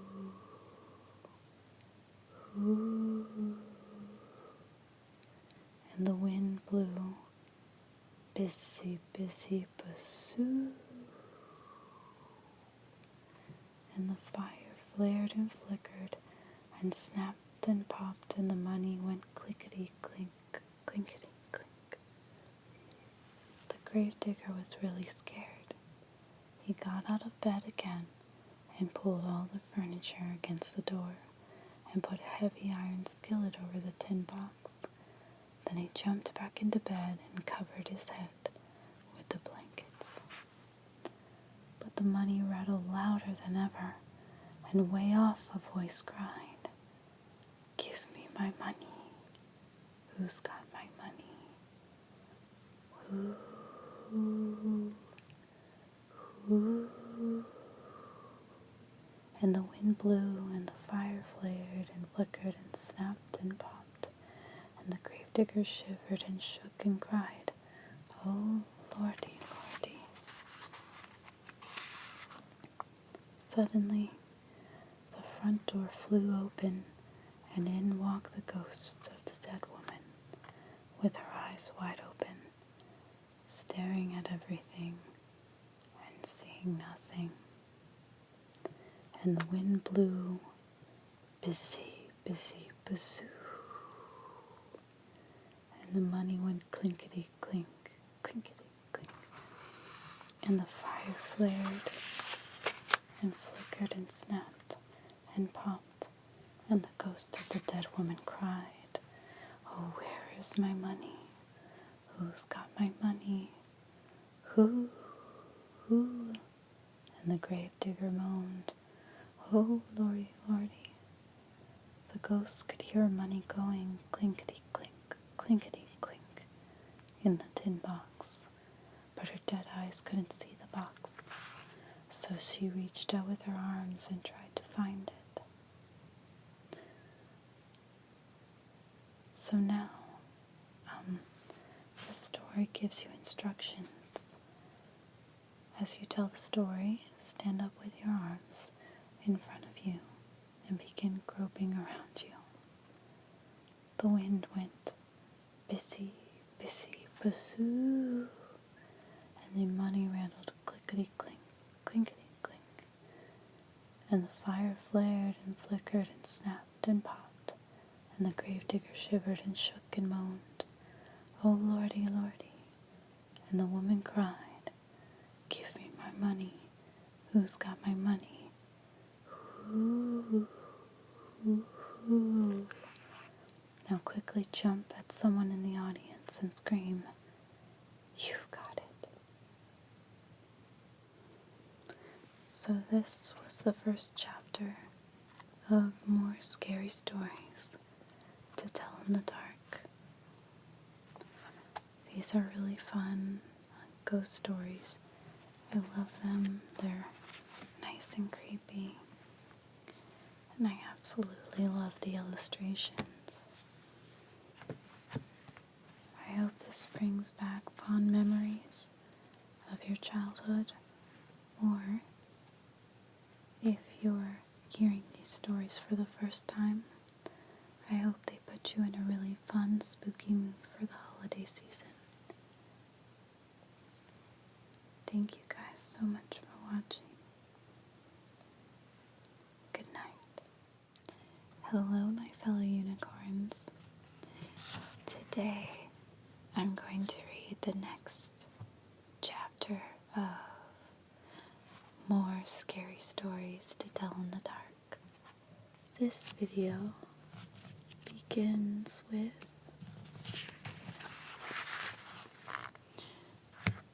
the chapter called "She Was Spittin' and Yowlin' Just Like a Cat." The tales in this chapter are about an empty trunk, a neighbor who turns into a cat, a strange drum, some very tasty sausages, and other scary things. The first story is called The Bride. The minister's daughter had just gotten married.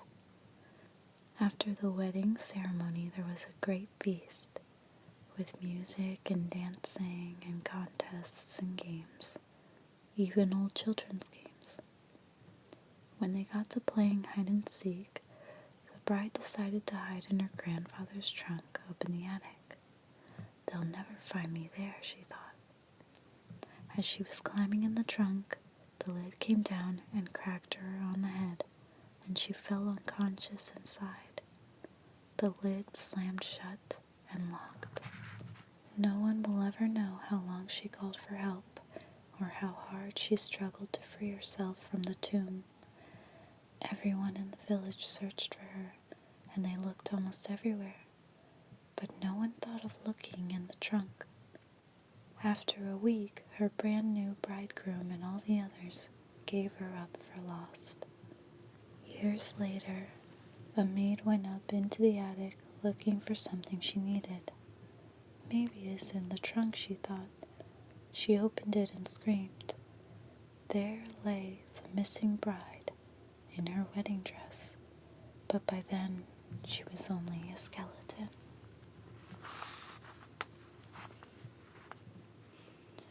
Rings on her fingers. Daisy Clark had been in a coma for more than a month when the doctor said that she had finally died. She was buried on a cool summer day in a small cemetery about a mile from her home. May she always rest in such peace, her husband said. But she didn't. Late that night, a grave robber with a shovel and a lantern began to dig her up. Since the ground was still soft, he quickly reached the coffin and got it open. His hunch was right. Daisy had been buried wearing 2 valuable rings, a wedding ring with a diamond in it, and a ring with a ruby that glowed as if it were alive. The thief got down on his knees and reached into the coffin to get the rings, but they were stuck on her fingers, so he decided that the only way to get them was to cut off her fingers with a knife. But when he cut into the finger, the wedding ring, it began to bleed, and Daisy Clark began to stir. Suddenly, she sat up. Terrified, the thief scrambled to his feet. He accidentally kicked over the lantern and the light went out. He could hear Daisy climb out of her grave. As she moved past him in the dark, he stood there frozen with fear, clutching the knife in his hand. When Daisy saw him, she pulled her shroud around her and asked, "Who are you?" When the grave robber heard this corpse speak, he ran. Daisy shrugged her shoulders and walked on, and never once looked back. But in his fear and confusion, the thief fled in the wrong direction. He pitched headlong into her grave, fell on the knife, and stabbed himself to death. While Daisy walked home, the thief bled to death.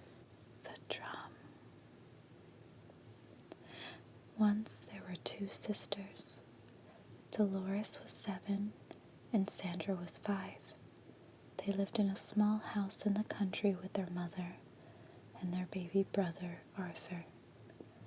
Their father was a seaman and was away on a long voyage.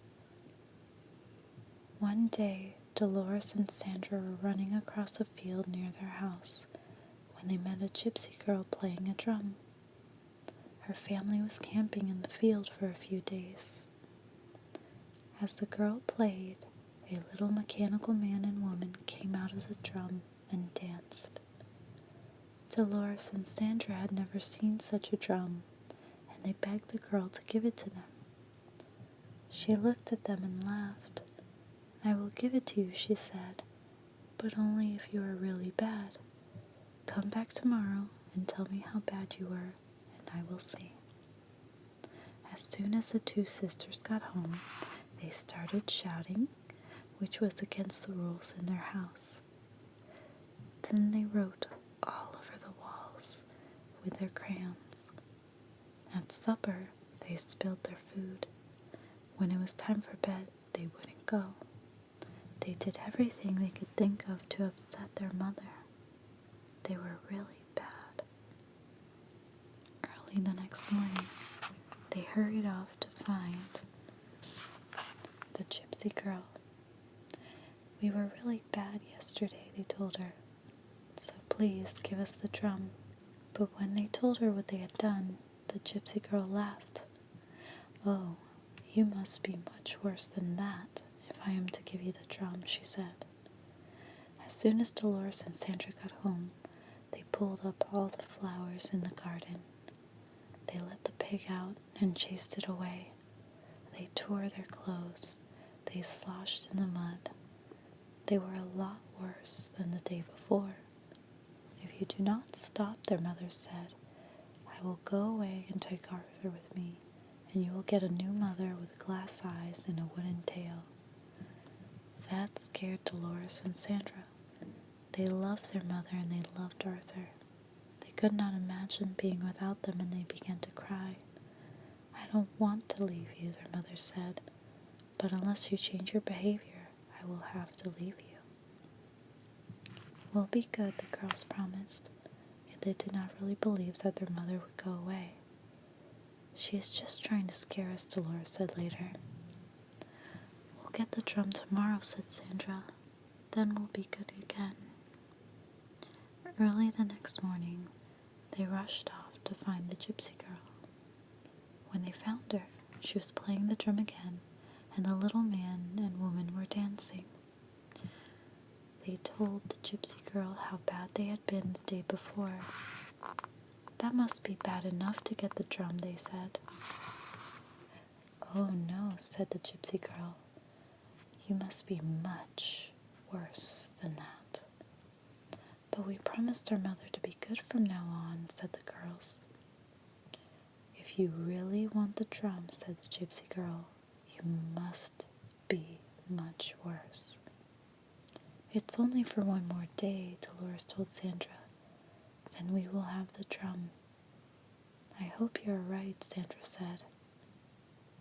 As soon as they got home, they beat the dog with a stick. They broke the dishes. They tore their clothes to pieces. They spanked their baby brother Arthur. And their mother began to cry. You are not keeping your promise, she said. We will be good, said Dolores. We promise, said Sandra. I can't wait much longer, said their mother. Please try. Early the next morning, before their mother was awake, Dolores and Sandra ran to see the gypsy girl. They told her all about the bad things they had done the day before. We were horrid, said Sandra. We were worse than we have ever been, said Dolores. Can we have the drum now, please? No, said the gypsy girl. I never meant to give it to you. It was just a game we were playing. I thought you knew that. Dolores and Sandra began to cry. They rushed home as quickly as they could, but their mother and Arthur were gone. They are out shopping, said Dolores. They'll be back soon. But they were still not back when time for lunch came. Dolores and Sandra felt lonely and scared. They wandered through the fields the rest of the day. Maybe they will be home when we get back, said Dolores. When they got home, they saw through the window that the lamps were lit and there was a fire in the fireplace. But they did not see their mother and Arthur. Instead, there was their new mother, her glass eyes glistening, her wooden tail thumping on the floor.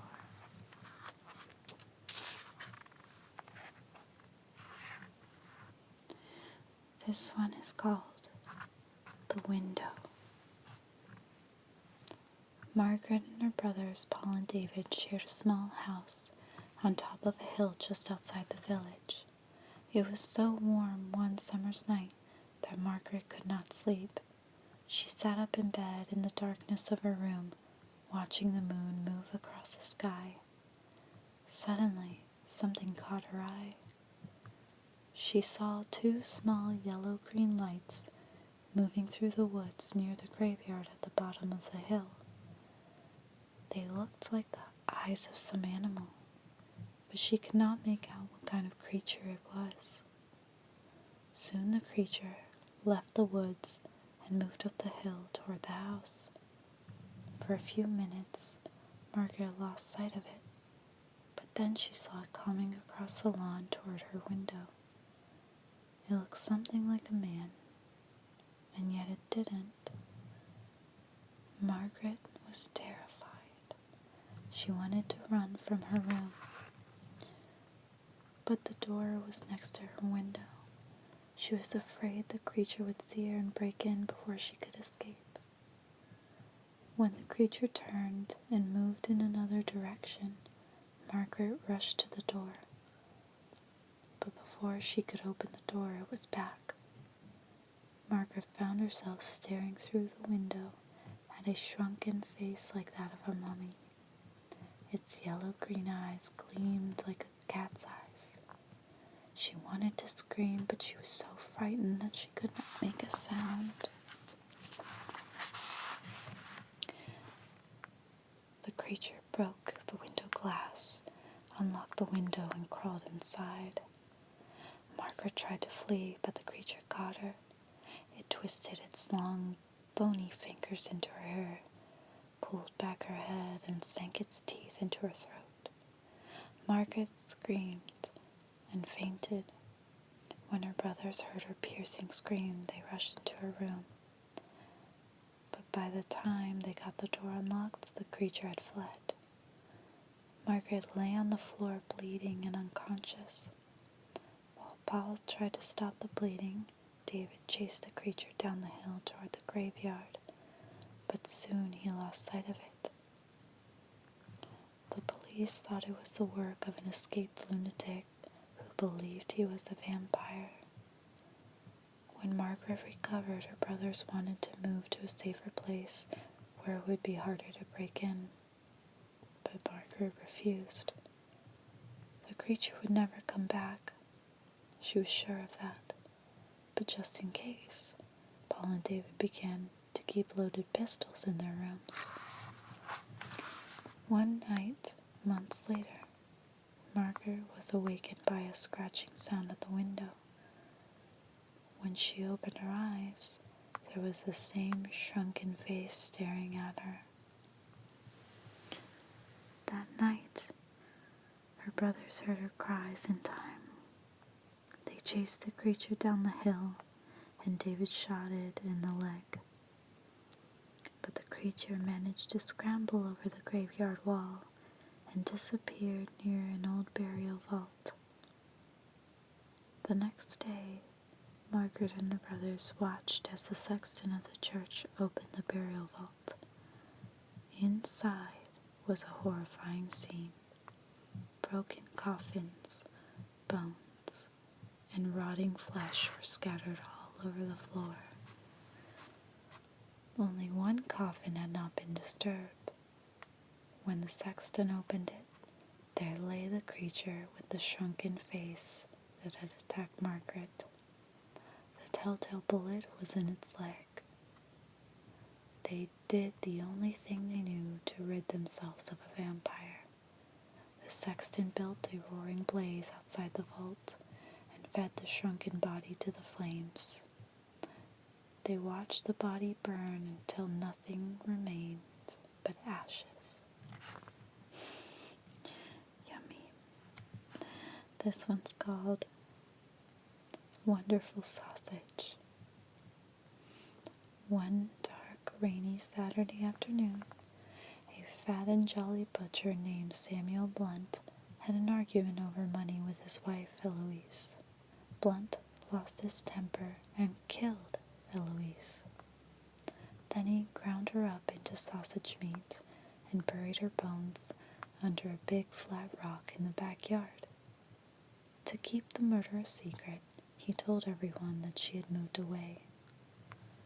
Blunt mixed his new sausage meat with pork, then seasoned it with salt and pepper, added some sage and thyme and a bit of garlic. To give it a special flavor, he smoked it in his smokehouse for a while. He called it Blunt's Special Sausage.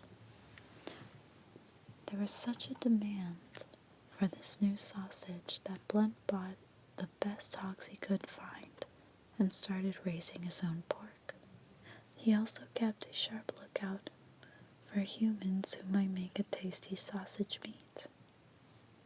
One day, a nice plump school teacher came into his shop.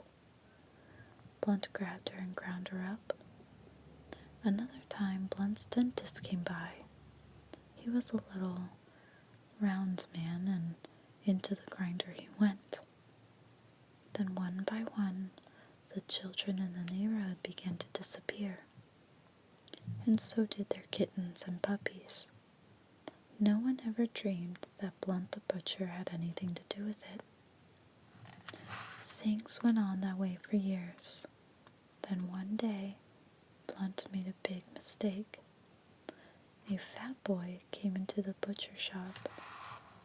Blunt grabbed him and started to drag him off to the sausage grinder. But the boy broke loose and ran out of the shop, and Blunt chased after him waving a big butcher knife. When people saw this, they realized at once what had become of all the missing children and grown-ups and kittens and puppies. An angry crowd gathered at the butcher shop. No one knows for sure what happened to Blunt that day. Some say he was fed to his hogs. Others say he was fed to his sausage grinder. But he was never seen again, and neither was his wonderful sausage meat. I just think they killed him. I don't think they ate him.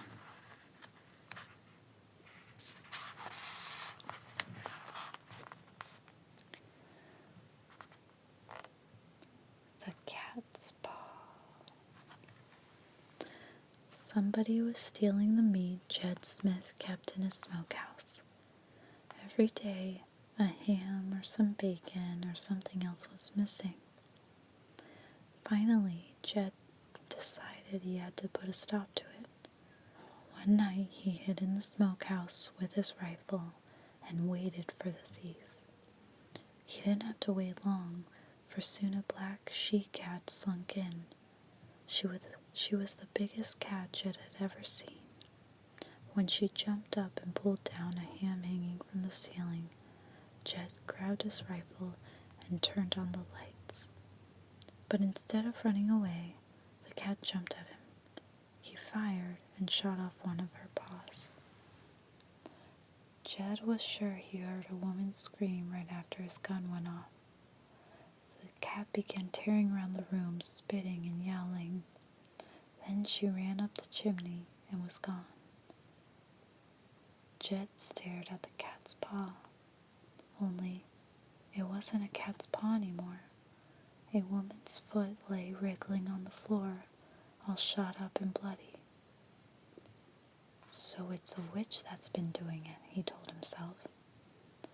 Just then one of Jed's neighbors, a fellow named Burdick, came racing down the road to get a doctor.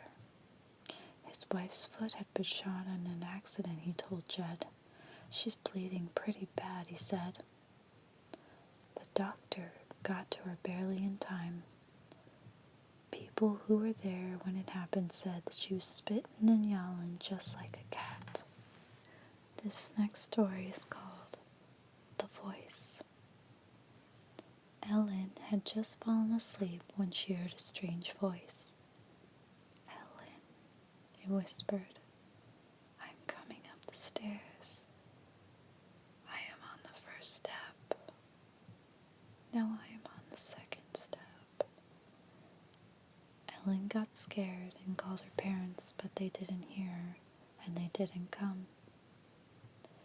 Then the voice whispered, Ellen, I'm on the top step. Now I'm in the hall. Now I'm outside your room. Then it whispered, I'm standing right next to your bed. And then, I've got you. Ellen screamed, and the voice stopped. Her father rushed into the room and turned on the light. Somebody is in here, Ellen said. They looked and looked. Nobody was there.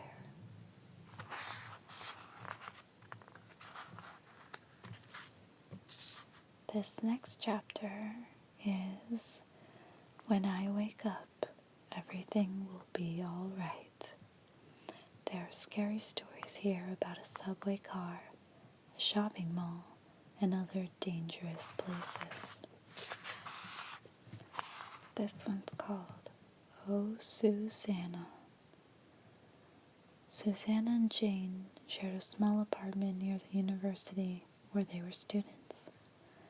When Susanna got back from the library one night, the lights were out and Jane was asleep.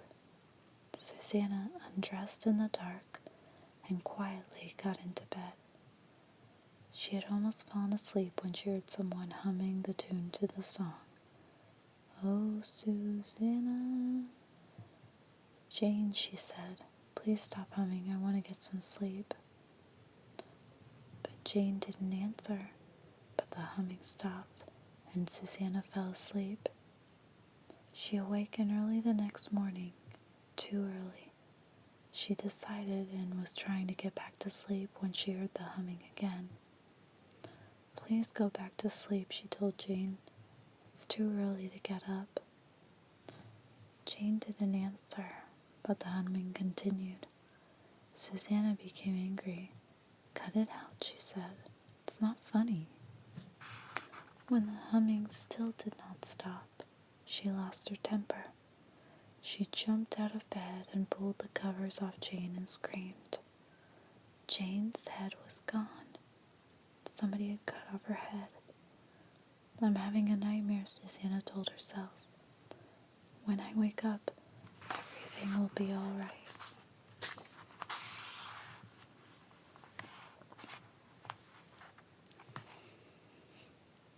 This next one's called The Man in the Middle.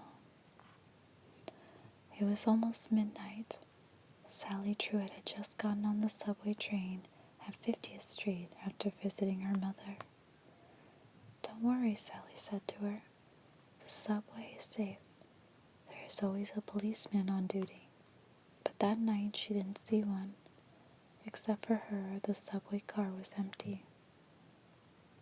At 42nd Street, 3 tough-looking men got on. 2 of them were holding up the third, who looked drunk. His head rolled from side to side, and his legs refused to work. When they got him seated between them, his head came to rest on one of his shoulders. Sally thought he was staring at her. She buried her head in a book and tried not to notice. At 28th Street, one of the men stood up. "Take it easy, Jim," he said to the man in the middle, and he got off. At 23rd Street, Jim's other friend stood up. "You'll be fine," he said, and got off. Now, the only ones left in the car were Jim and Sally. Just then, the train went around a sharp curve, and Jim pitched onto the floor at Sally's feet. When she looked down at him, she saw a trickle of blood on the side of his head, and just above it, a bullet hole. This next one is called The Cat in a Shopping Bag. Mrs. Briggs was driving to the shopping mall to do some last-minute Christmas shopping when she accidentally ran over a cat. She could not bear to leave the corpse on the road for other cars to hit and squash, so she stopped, wrapped the cat in some tissue paper she had with her, and put it in an old shopping bag in the back seat. She would bury it in the backyard when she got home. At the mall, she parked her car and began walking to one of the stores. She had only taken a few steps when out of the corner of her eye she saw a woman reach into the open window of her car and take the shopping bag with the dead cat. Then the woman quickly got into a car nearby and drove away. Mrs. Briggs ran back to her car and followed the woman. She caught up with her at a diner down the road. She followed her inside and watched the woman slide into a booth and give a waitress her order. As the woman sat sipping her soda, she reached into Mrs. Briggs' shopping bag. Then she bent down and looked inside. A look of horror crossed her face. She screamed and fainted. The waitress called an ambulance. 2 attendants carried the woman away on a stretcher, but they left the shopping bag behind. Mrs. Briggs picked up the bag and ran after them. "This is hers," she said. "It's her Christmas present. She wouldn't want to lose it."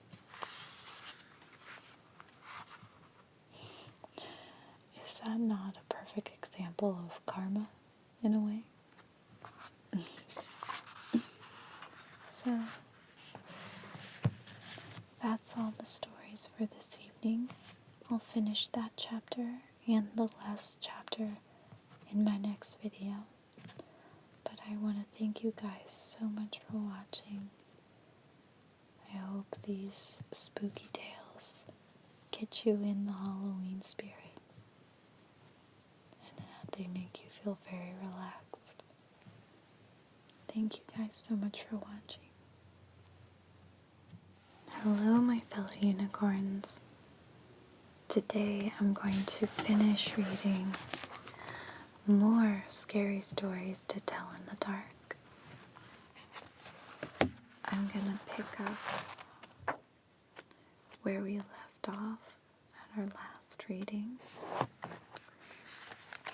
This story, let's not get too close to the fire. This story is called The Bed by the Window. 3 old men shared a room at the nursing home. Their room only had one window, but for them it was the only link to the real world. Ted Conklin, who had been there the longest, had the bed next to the window. When Ted died, the man in the next bed, George Best, took his place, and the third man, Richard Green, took George's bed. Despite his illness, George was a cheerful man who spent his days describing the sights he could see from his bed. Pretty girls, a policeman on horseback, a traffic jam, a pizza parlor, a fire station, and other scenes of life outside. Richard loved to listen to George, but the more George talked about life outside, the more Richard wanted to see it for himself. Yet he knew that only when George died he would have his chance. He wanted to look out that window so badly that one day he decided to kill George. He is going to die soon anyway, he's told himself. What a difference it would make. George had a bad heart. If he had an attack during the night and a nurse could not get to him right away, he had pills he could take. He kept them in a bottle on top of the cabinet between his bed and Richard's. All Richard had to do was knock the bottle to the floor where George could not reach it. A few nights later, George died just as Richard had planned he would. And the next morning, Richard was moved to the bed by the window. Now he would see for himself all the things outside that George had described. After the nurses had left, Richard turned to the window and looked out. All he could see was a blank brick wall. Dead man's hand. Students at the school for nurses got along quite well with one another, except for Alice. The trouble with Alice was that she was perfect. At least, that is how it seemed to the other students. She was always friendly and always cheerful. Nothing ever upset her. Her school assignments were always on time and always perfect. She didn't even bite her fingernails. Many of the student nurses resented Alice. They would have liked to see her fail at something, become frightened or cry or do something that showed she had weaknesses like they did. One night, several students tried to frighten Alice with a practical joke. They borrowed the hand of a corpse they had been studying in anatomy and tied it to the light cord in her closet. When she tried to turn on the light, she would find herself holding a dead man's hand. That would scare anybody, one of them said. If it doesn't scare her, nothing will. After tying the hand in place, they went to the movies. When they got back, Alice was asleep. But when they didn't see her the next morning, they decided to find out what happened. There was no sign of Alice in her room, but they soon found her. She was sitting in the floor in her closet, staring at the dead man's hand and mumbling to herself. Alice didn't even look up. The joke had worked, but nobody was laughing.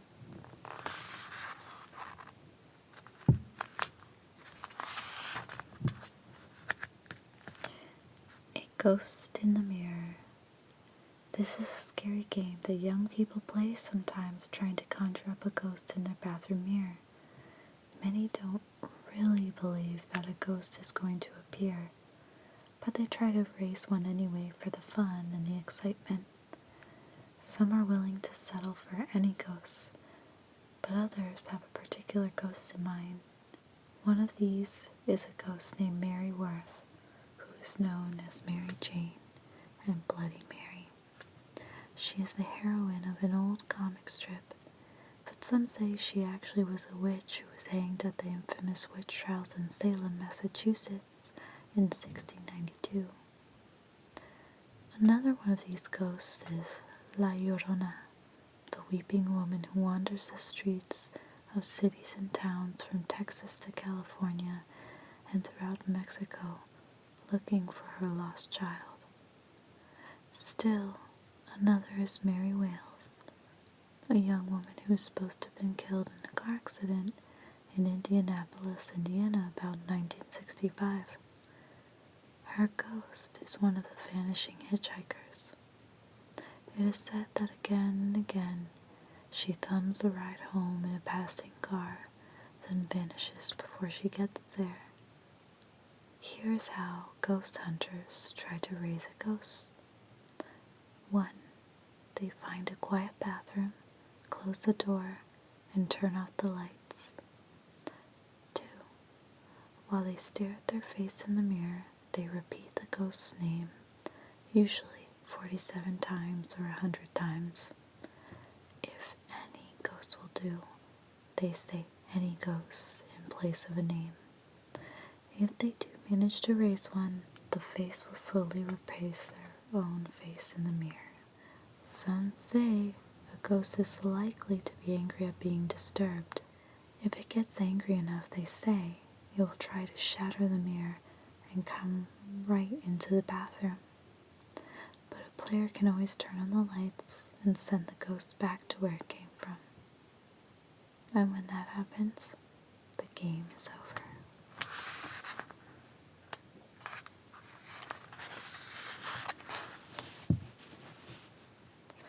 The Curse. My dad's friend Charlie Potter was a small, nervous man who was always looking around as if he was in some kind of danger. After he told me the story about his college fraternity, I understood why. The frat doesn't exist anymore, he said. It was banned years ago.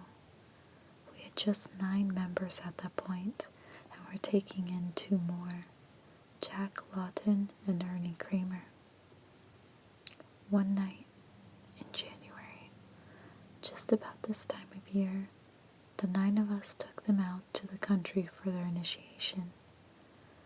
We took them to an old deserted house where 2 young men about our age had been murdered recently.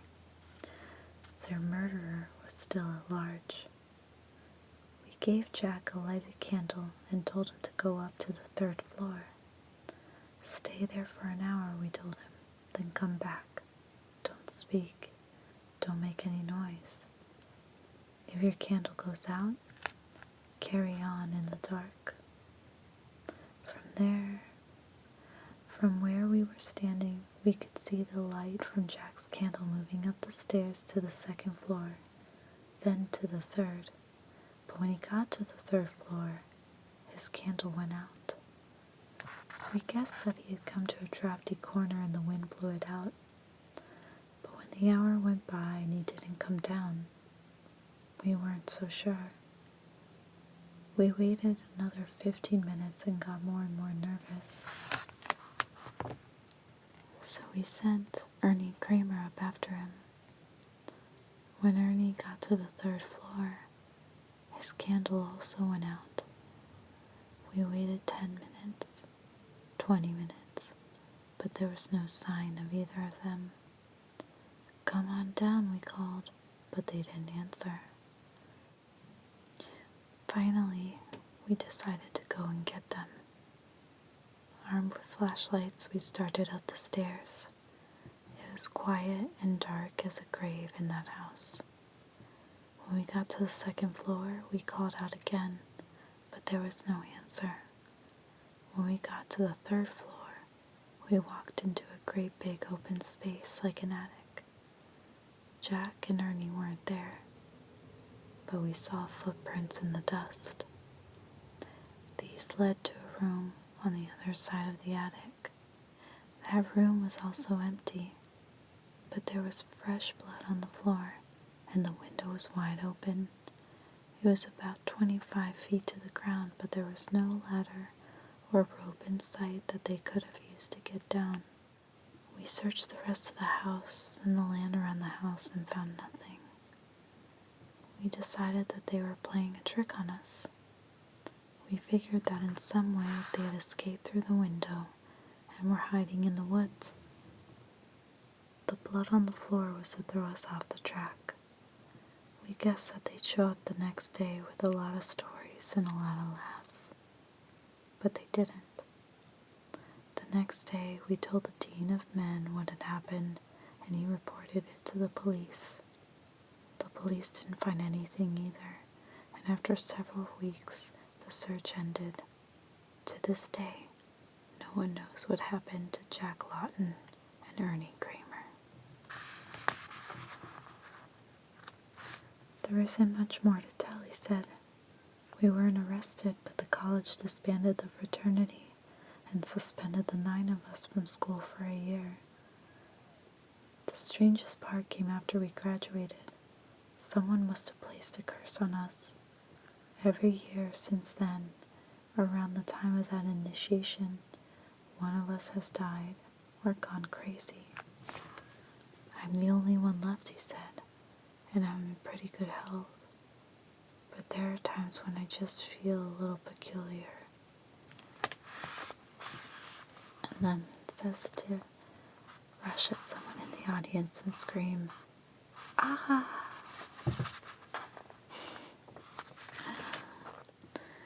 This last chapter is called The Last Laugh.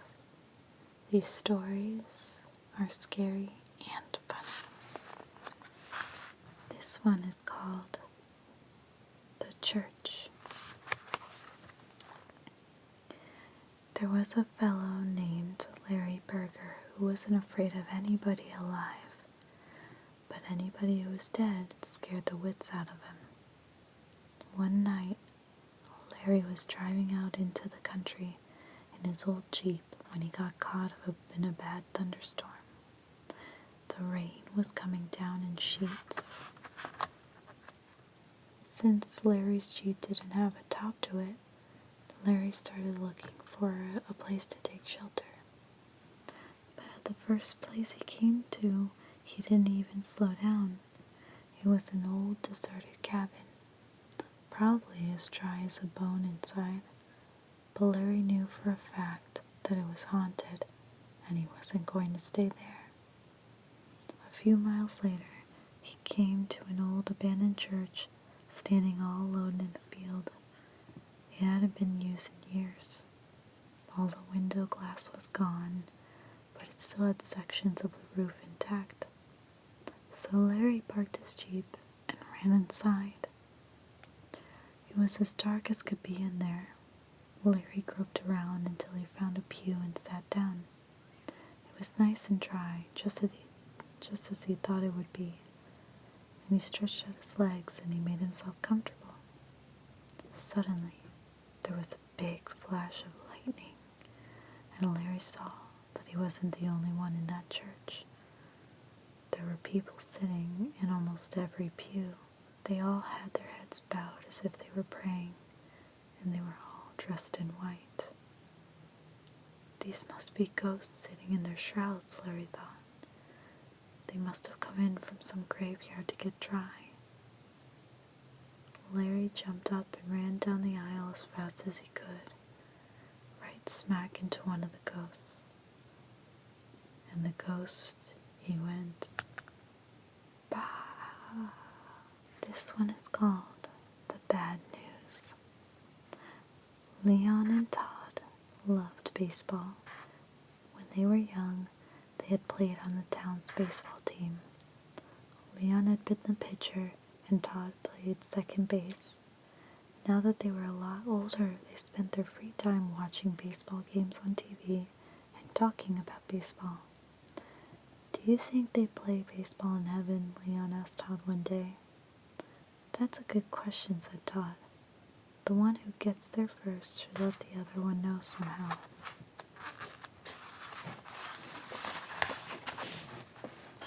As it turned out, Todd got to heaven first, and Leon waited patiently to hear from him. One day, Leon found Todd sitting in the living room waiting for him. Leon was very excited to see him.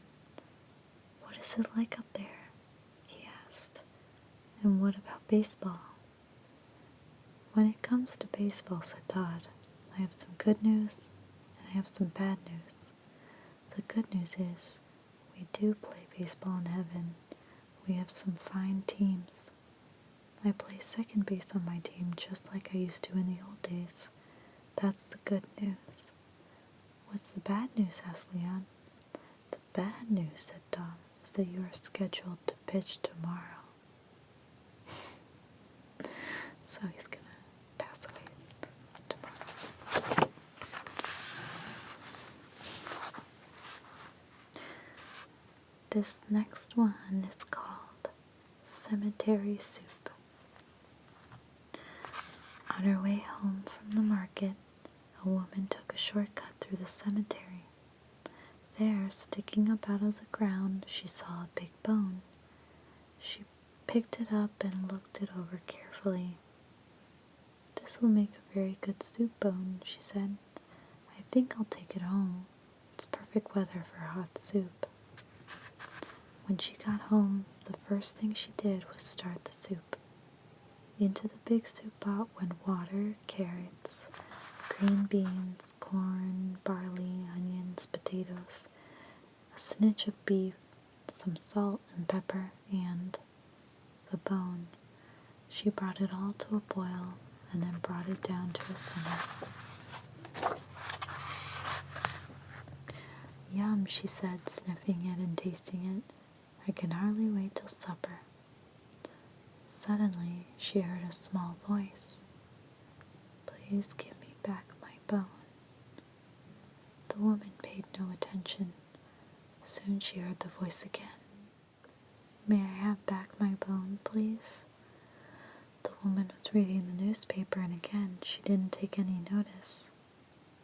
In a little while the voice spoke up once more. It was beginning to sound angry. "Give me back my bone." The woman kept on reading the paper. "Some people are too impatient," she muttered. Once more the voice spoke. Now it sounded very angry, and it was so loud that the whole house shook. "I want my bone back." The woman reached into the pot, grabbed the bone, and threw it out the window. In a voice just as loud, she shouted, "Take it!" There was an eerie silence. Then the woman heard footsteps scurrying away from the house down the road toward the cemetery, and she got up and served herself some soup.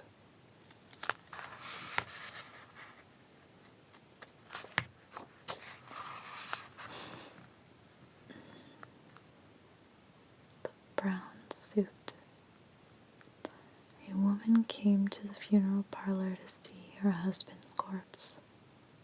"You did a good job," she said to the undertaker. "He looks just the way he always looked, except for one thing. My husband always wore a brown suit, but you have dressed him in a blue suit." "That is no problem," said the undertaker. "We can easily change it." When she returned later, her Her husband was wearing a brown suit. Now he looks just the way he always did, she said. I know you went to a lot of trouble. It was no trouble, he said. As it happened, there is a man here who is wearing a brown suit, and his widow felt that blue would be better. He's about your husband's size, so he gave him the blue one and gave your husband the brown one. Even so, she said, changing all that clothing was a big job. Not really, said the undertaker. All we did was exchange their heads.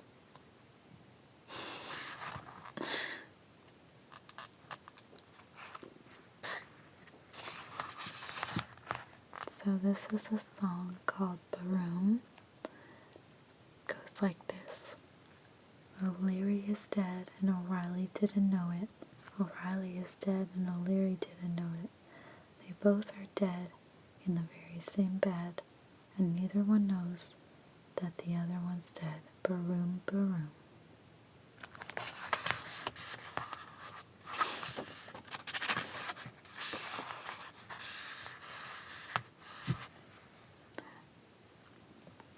This is the final story of the book. It is called Thumpity Thump. When we moved from Schenectady to Schoharie, we rented a house awful cheap because it was spooked and nobody would live in it. But we didn't care because we didn't take no stock in spooks. We had just gone to bed the first night, dog tired from riding in a wagon all day. We hadn't had time to shut our eyes when we heard a thumpity thump, coming down the attic stairs. I covered my head with the blankets, but I couldn't shut out the sound. Thumpity thump, it went. I could hear it plain as day. Past the bedroom door, thumpity thump, and down the stairs, thumpity thump, and through the kitchen, thumpity thump, and down the cellar stairs, thumpity thump, making the most awful racket you ever heard. It was more than we could stand, so we all followed the sound to see what was going on. When we got down the cellar stairs, we saw that it was a chair that had made all of that racket. There it was, with one of its legs pounding to a place on the dirt floor. We all just stood and gawped till my brother Ike said that he believed the chair was trying to tell us something about the place it was pointing at. There it was, with one of its legs pointing to a place on the dirt floor. We all just stood and gawped till my brother Ike said that he believed that the chair was trying to tell us something about the place it was pointing at. So Ike went down and got a shovel and started digging.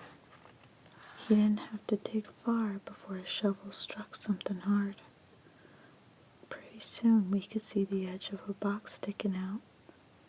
We all hollered for him to hurry up and uncover the rest of it, and the chair got so excited it jumped up and down like it had gone plumb crazy.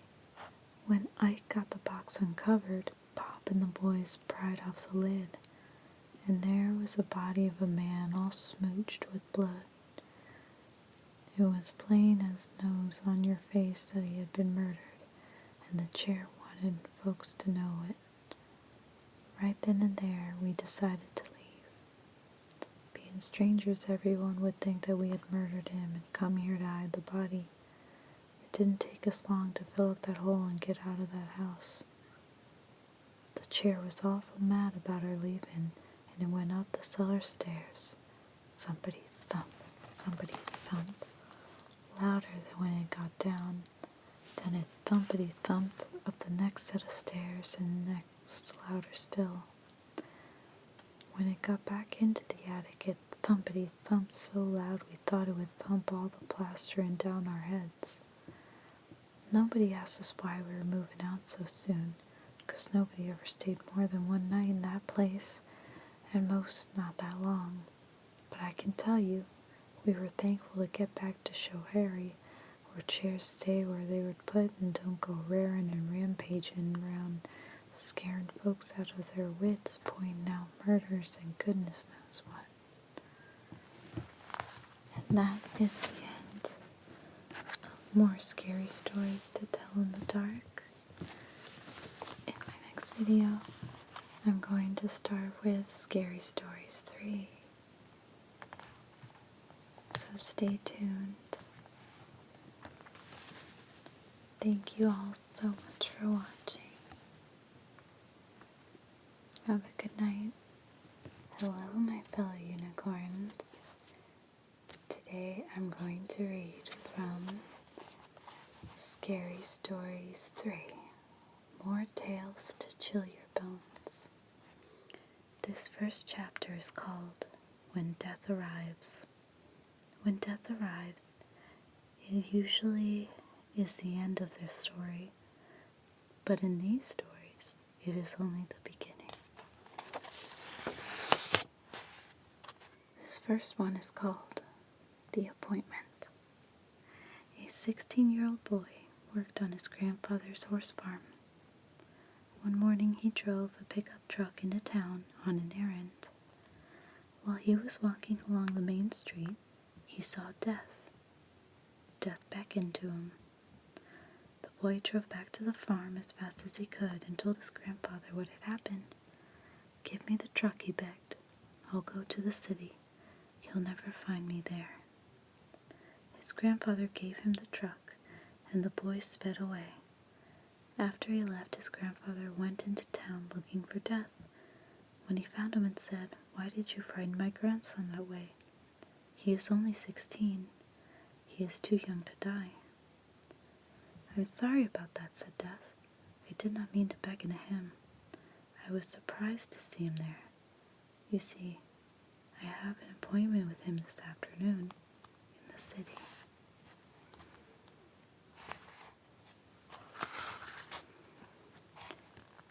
The bus stop. Ed Cox was driving home from work in the rainstorm. While he waited for a traffic light to change, he saw a young woman standing alone at a bus stop. She had no umbrella and was soaking wet. "Are you going to Farmington?" he called. "Yes, I am," she said. "Would you like a ride home?" "I would," she said, and she got in. "My name is Joanna Finney. Thank you for rescuing me." "I'm Ed Cox," he said, "and you're welcome." On the way, they talked and talked. She told him about her family and her job and where she had gone to school, and he told her about himself.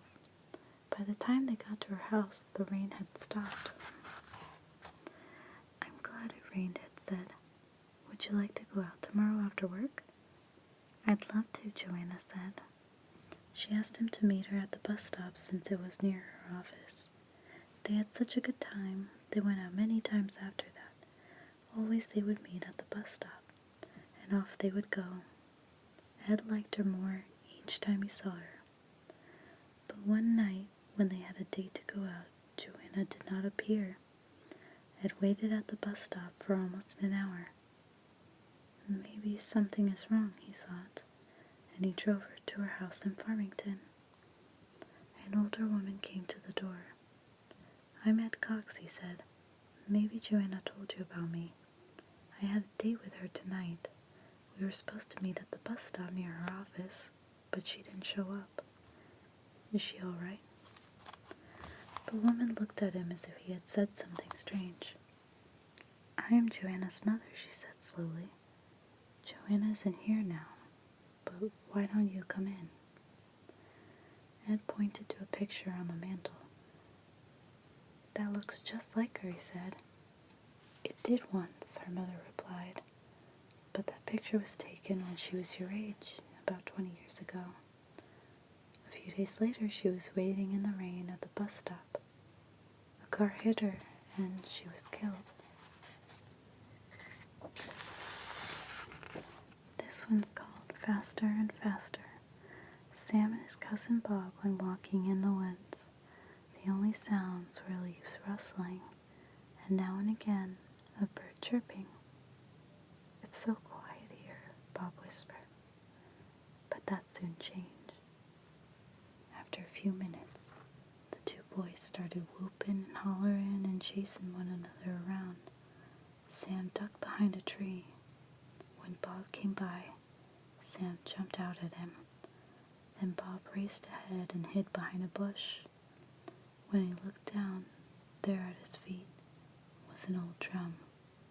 "Sam, see what I found," he called. "It looks like a tom-tom. I bet it's 100 years old." "Look at the red stains on it," said Sam. "I bet it's somebody's blood. Let's get out of here." But Bob could not resist trying the drum. He sat on the ground and held it between his legs.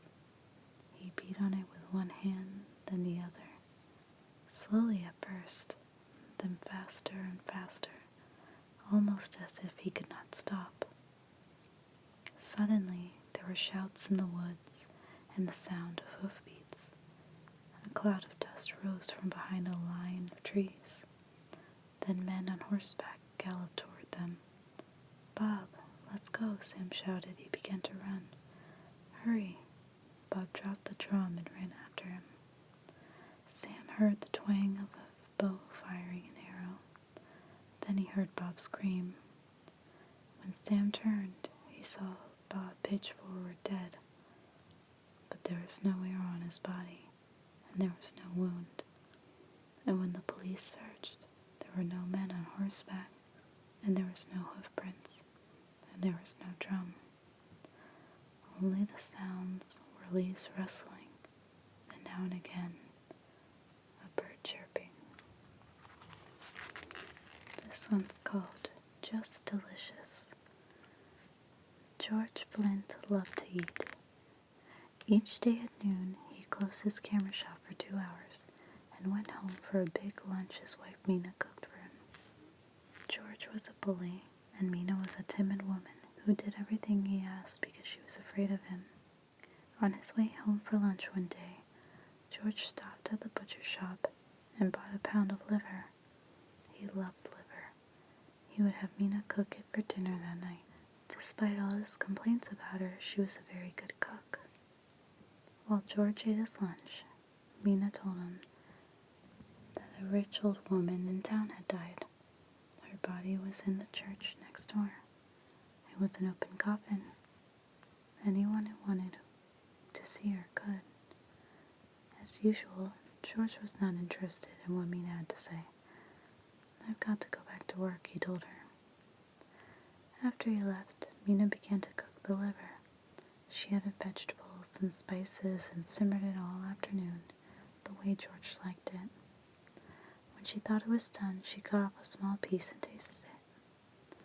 It was delicious, the best she had ever made. She ate a second piece, then a third. It was so good she could not stop eating it. It was only when the liver was all gone that she thought of George. He would be coming home soon. What would he do when he found that she had eaten all of the liver? Some men would laugh, but not George. He would be very angry and mean, and she did not want to face that again. But when could she get another piece of liver that late in the day? Then she remembered the old woman lying in the church next door, waiting to be buried. George said he never had a better dinner. "Have some more, Mina. It's just delicious." "I'm not hungry," she said. "You finish it."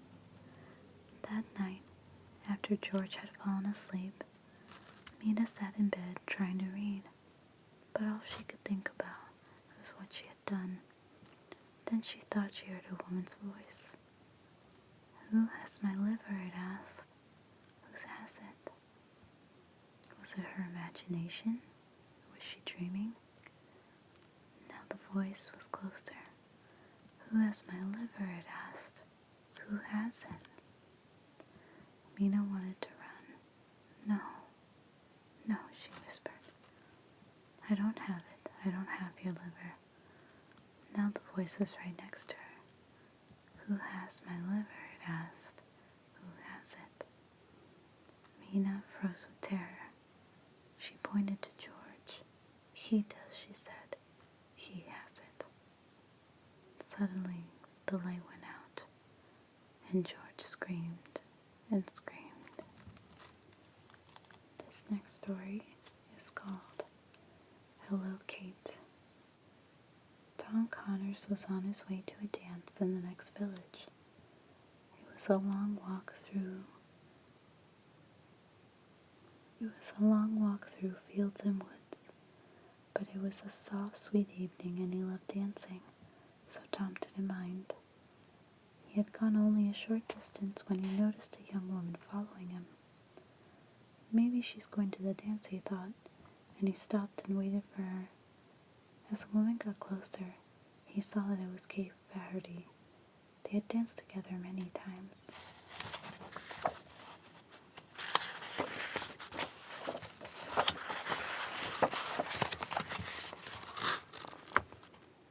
He was about to call "Hello, Kate," when suddenly he remembered that Kate was dead. She had died last year, yet there she was all dressed up for the dance. Tom wanted to run, but somehow it didn't seem right to run from Kate. He turned and started to walk away as fast as he could, but Kate followed him. He took a shortcut across a field, but still she followed. When he got to the dance hall, she was right behind him. There were lots of people standing outside, and Tom tried to lose Kate in the crowd.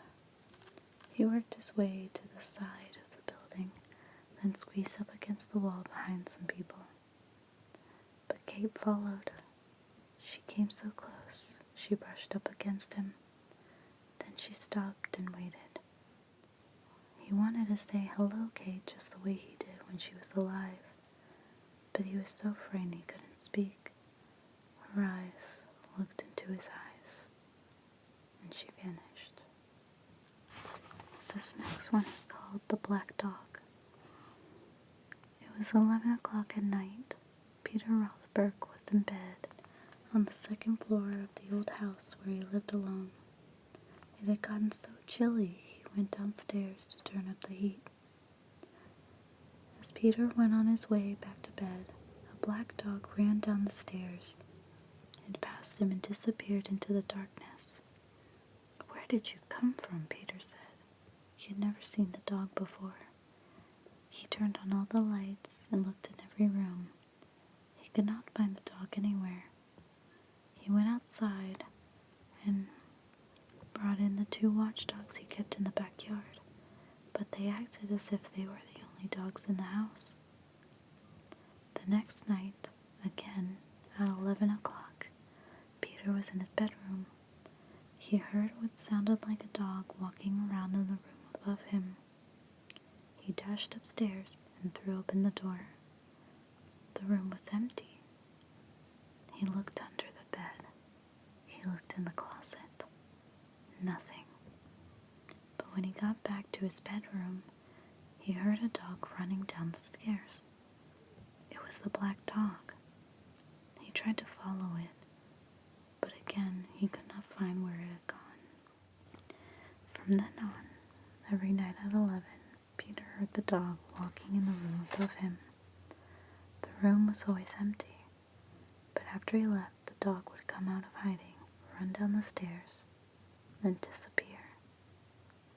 One night, Peter's neighbor waited with him for the dog. At the usual time, they heard it above them. Then they heard it on the stairs. When they went out into the hall, it was standing at the front stairs looking up at them. The neighbor whistled and the dog wagged its tail. Then it was gone. Things went on this way until the night Peter decided to bring his watchdogs into the house again.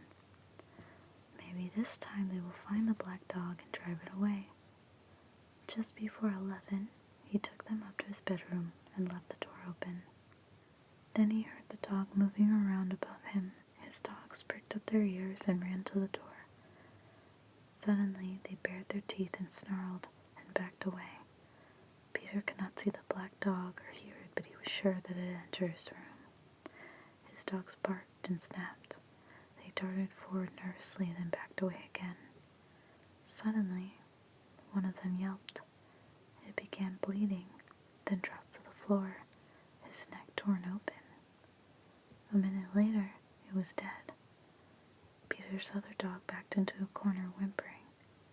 Then everything went still. The next night, Peter's neighbor came back with a pistol.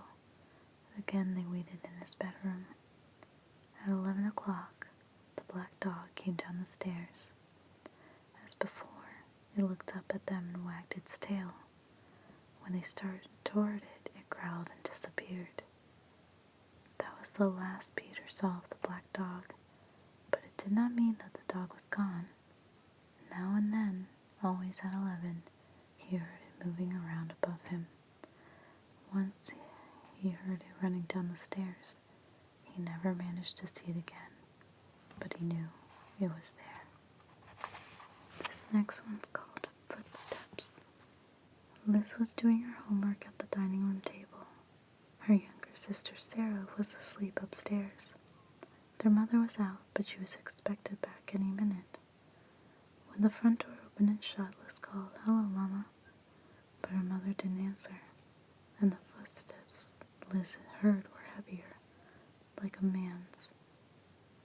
"Who's there?" she called. No one replied. She heard whoever it was walk through the living room, then up the stairs to the second floor. The footsteps moved from one bedroom to another. Again, Liz called, "Who's there?" The footsteps stopped, and then she thought, "Oh my God, Sarah's in her bedroom."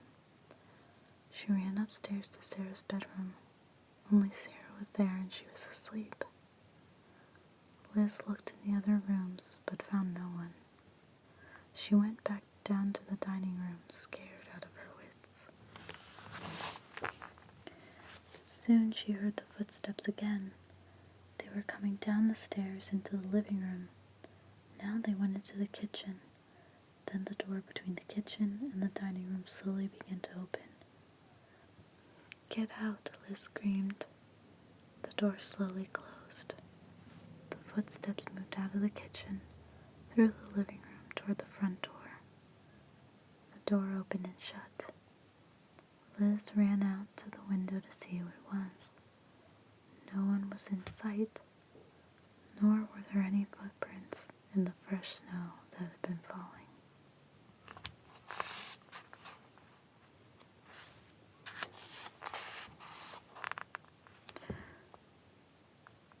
Like cat's eyes. As Jim Branlin dying, his wife left him with his nurse and went into the next room to rest. She sat in the dark, staring into the night. Suddenly, Mrs. Brand saw headlights come rapidly up the driveway. "Oh no," she thought. "I don't want any visitors now. Not now." But it wasn't a car bringing a visitor.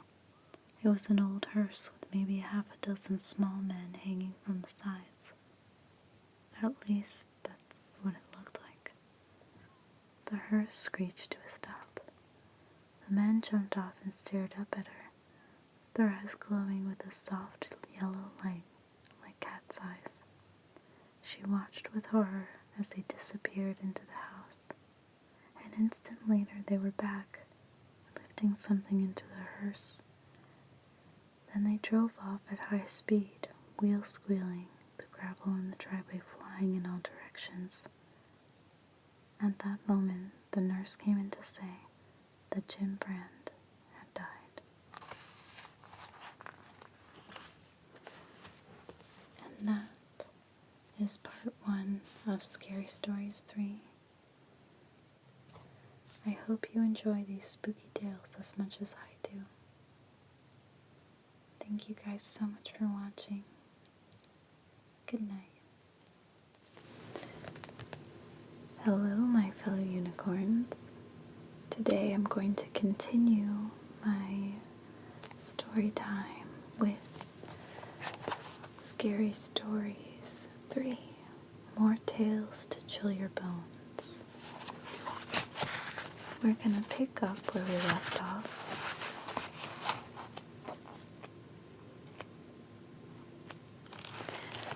With Chapter 2, On the Edge. You will say that these stories could not happen, yet some say they did happen. The first story is called Bess. John Nicholas raised horses. He had many horses of all kinds, but his favorite was Bess, a gentle old mare he had grown up with. He no longer rode her, for all she could do now was just amble along. Bess spent her days grazing peacefully in a meadow. That summer, for the fun of it, John Nicholas went into a fortune-teller's booth. The fortune-teller studied her cards. "I see danger ahead for you," she said. "Your favorite horse will cause you to die. I don't know when, but it will happen. It is in the cards." John Nicholas laughed. The idea that Bess would cause his death was nonsense. She was as dangerous as a bowl of soup. Yet from then on, whenever he saw her, he remembered the fortune-teller's warning. That fall, a farmer from the other end of the country asked if he could have Bess. He had been thinking that the old horse would be perfect for his children to ride. "That's a good idea," John said. "It would be fun for them. It would give Bess something to do." Later, John told his wife about it. "Now Bess won't kill me," he said, and they both laughed. A few months later, he saw the farmer who had taken her.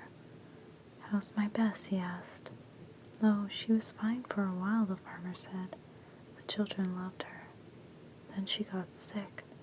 I had to shoot her to put her out of her misery. It was a shame." Despite himself, John breathed a sigh of relief. He had often wondered if in some crazy way, through some strange accident, Bess would kill him. Now, of course, she could not. "I'd like to see her," said John, "just to say goodbye. She was my favorite." The bones of the dead horse were in the far corner of the man's farm. John kneeled down and patted Bess's sun-bleached skull. Just then, a rattlesnake, which had made its home inside the skull, sank its fangs into John Nicholas's arm and killed him. Harold. When it got hot in the valley, Thomas and Alfred drove their cows up to a cool, green pasture in the mountains to graze. Usually they stayed there with the cows for 2 months. Then they brought them down to the valley again. The work was easy enough, but oh, it was boring. All day the 2 men tended their cows. At night they went back to the tiny hut where they lived. They ate supper and worked in the garden and went to sleep. It was always the same. Then Thomas had an idea that changed everything. "Let's make a doll the size of a man," he said. "It would be fun to make, and we could put it in the garden to scare away the birds." "It should look like Harold," Alfred said. Harold was a farmer they both hated. They made the doll out of old sacks stuffed with straw. They gave it a pointy nose like Harold's and tiny eyes like his. Then they added dark hair and a twisted frown. Of course, they also gave it Harold's name. Each morning on their way to the pasture, they tied Harold to a pole in the garden to scare away the birds. Each night, they brought him inside so he wouldn't get ruined if it rained. When they were feeling playful, they would talk to him. One of them might say, "How are the vegetables growing today, Harold?" Then the other, making believe he was Harold, would answer in a crazy voice, "Very slowly." They both would laugh, but not Harold. Whenever something went wrong, they took it out on Harold. They would curse at him, even kick him or punch him.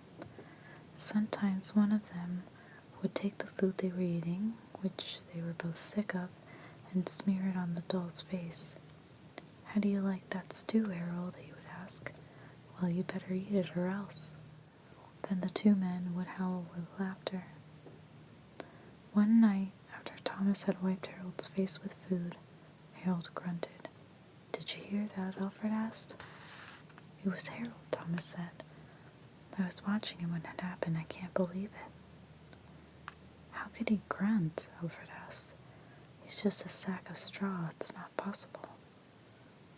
"Let's throw him in the fire," said Thomas, "and that will be that." "Let's not do anything stupid," said Alfred.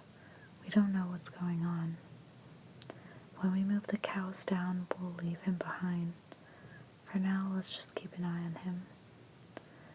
So they left Harold sitting in a corner of the hut. They didn't talk to him or take him outside anymore. Now and then the doll grunted, but that was all. After a few days, they decided there was nothing to be afraid of. Maybe a mouse or some insects had gotten inside Harold and were making those sounds. So Thomas and Alfred went back to their old ways. Each morning they put Harold out in the garden, and each night they brought him back into the hut. When they felt playful, they joked with him. When they felt mean, they treated him as badly as ever. Then one night, Alfred noticed something that frightened him. "Harold is growing," he said.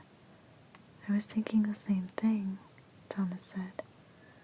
"Maybe it's just our imagination," Alfred replied. "We've been up here on this mountain too long." The next morning, while they were eating, Harold stood up and walked out of the hut. He climbed up on the roof and trotted back and forth, like a horse on its hind legs. All day and all night long he trotted like that. In the morning, Harold climbed down and stood in a far corner of the pasture. The men had no idea what he would do next. They were afraid. They decided to take the cows down into the valley that same day. When they left, Harold was nowhere in sight. They felt as if they escaped a great danger and began joking and singing. But when they had gone only a mile or two, they realized they had forgotten to bring the milking stools. Neither one wanted to go back for them, but the stools would cost a lot to replace. "There really is nothing to be afraid of," they told one another. After all, what could a doll do? They drew straws to see which one would go back. It was Thomas. "I'll catch up with you," he said, and Alfred walked on toward the valley. When Alfred came to a rise in the path, he looked back for Thomas. He did not see him anywhere, but he did see Harold. The doll was on the roof of the hut again. As Alfred watched, Harold kneeled and stretched out a bloody skin to dry in the sun. The Dead Hand. The village huddled on the edge of a vast swamp. As far as one could see, there were soggy meadows, holes filled with black water and glistening sheets of wet, spongy peat. Skeletons of giant trees, snags the people called them, rose up out of the muck, their dead branches reaching out like long twisted arms. During the day, the men in the village cut the peat and hauled it home to dry and sell for fuel. But when the sun went down and the wind sighing and moaning came in from the sea, the men were quick to leave. Strange creatures took over the swamp at night, and some even came into the village. That's what everyone said. People were so afraid they would not go out alone after dark. Young Tom Pattinson was the only person in the village who did not believe in these creatures. On his way home from work, he'd whisper to his friends, "There's one," and they would jump and run, and Tom would laugh and laugh. Finally, some of his friends turned on him. "If you know so much," they said, "go back into the swamp some night and see what comes of it." "I'll do it," said Tom. "I work out there every day. Not once have I ever seen anything to frighten me. Why should it be different at night?" I'll take my lantern and walk out to the willow snag. If I get scared and run, I'll never make fun of you again." The next night, the men went to Tom Pattinson's house to see him on his way. Thick clouds covered the moon. It was the blackest of the nights. When they arrived, Tom's mother was pleading with him not to go. "It'll be all right," he said. "There's nothing to be afraid of. Don't be foolish like the rest." He took his lantern and, singing to himself, heeled down the spongy path toward the willow snag. Some of the young men wondered if Tom wasn't right. Maybe they were afraid of things that didn't exist. A few decided to follow him and see for themselves, but they stayed far behind in case he ran into trouble. They were sure they saw dark shapes moving about. But Tom's lantern kept bobbing up and down, and Tom's songs kept floating back to them, and nothing happened. Finally, they caught sight of the willow snag. There was Tom standing in a circle of light, looking this way and that. All of a sudden, the wind blew out his lantern, and Tom stopped singing. The men stood stock still in the blackness, waiting for something awful to happen. The clouds shifted and the moon came out. There was Tom again, only now he had his back pushed up against the willow snag, and he had his arms out in front of him, as if he was fighting something off. From where the men stood, it looked like dark shapes were swirling in around him. Then the clouds covered the moon again. Once more, it was as black as pitch. When the moon came out again, Tom was hanging on to the willow snag with one arm. His other arm was stretched out in front of him, as if something was pulling it.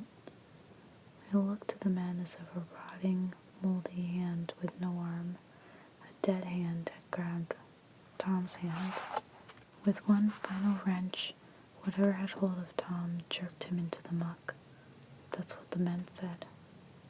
When the clouds blotted out the moon once more, the men turned and ran into the blackness toward the village. Again and again, they lost the path and fell into the muck and water holes.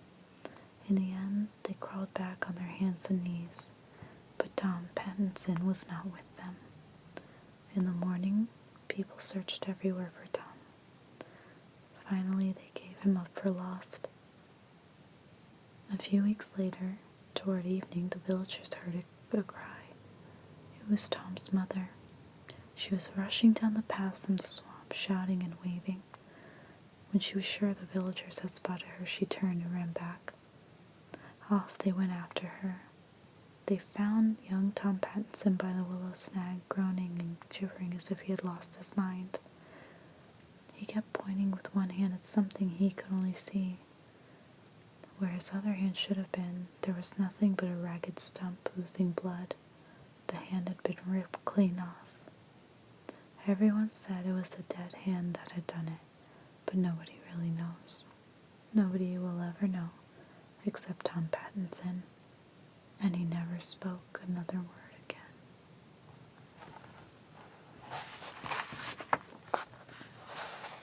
This next one is called Such Things Happen. When Bill Nelson's cow stopped giving milk, he called the veterinarian. "There's nothing wrong with that cow," the vet said. "She's just stubborn. That or some witch got a hold of her." Bill and the vet both laughed. "That old hag, Addie Fitch, I guess she's the closest we've got to a witch around here," the vet said. "But witches have gone out of style, haven't they?" Bill had had a run-in with Addie Filch the month before. He had hit her cab with his car and killed it. "I'm really sorry, Addie Fitch," he told her. "I'll get you a new cat just as pretty, just as good." Her eyes filled with hate. "I raised that cat from a kitten," she hissed.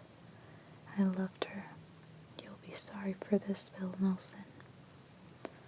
Bill sent her a new cat and heard nothing more. Then his cow stopped giving milk. Next, his old truck broke down. After that, his wife fell and broke her arm. We're having a lot of bad luck, he thought. Then he thought, maybe it is Addie Fitch getting even. And then, hey, you don't believe in witches, you're just upset. But Bill's grandpa believed in witches. He had once told Bill that there was only one sure way to stop a witch from causing trouble. You find a black walnut tree, he said, and you draw her picture on it. Then you mark an X where her heart is, and you drive a nail into the X. Every day, you drive it in a little deeper. If she's causing trouble, he said, she'll feel pain. When she can't stand it anymore, she'll come to you or send somebody and try to borrow something. If you give her what she wants, that breaks the power of the nail, and she'll go on tormenting you. But if you don't, she'll have to stop, or the pain will kill her. That's what his nice, gentle grandpa believed. It's pure craziness, Bill thought. Of course, his grandpa didn't have much schooling. Bill had been to college. He knew better. Then Bill's dog Joe, a perfectly healthy dog, dropped dead just like that. It made Bill angry. Despite all his schooling, he thought, maybe it is Addie Fitch after all. He got a red crayon from his son's room and a hammer and a nail and went into the woods. He found a black walnut tree and drew a picture of Addie Fitch on it. He made an X where her heart was, like his grandpa had said to do. With the hammer, he drove the nail a little way into the X. Then he went home. I feel like a fool, he told his wife. You should, she said. The next day, a boy named Timmy Logan came by. Addie Fitch isn't feeling well, he said. She wonders if she could borrow some sugar from you. Bill Nelson stared at Timmy in amazement. He took a slow, deep breath. Tell her I'm sorry, but I don't have any sugar right now, he said. When Timmy Logan left, Bill went back to the walnut tree and drove the nail in another inch. The next day, the boy came back. Addie Fitch is pretty sick, he said. She wonders if you guys have got any sugar yet.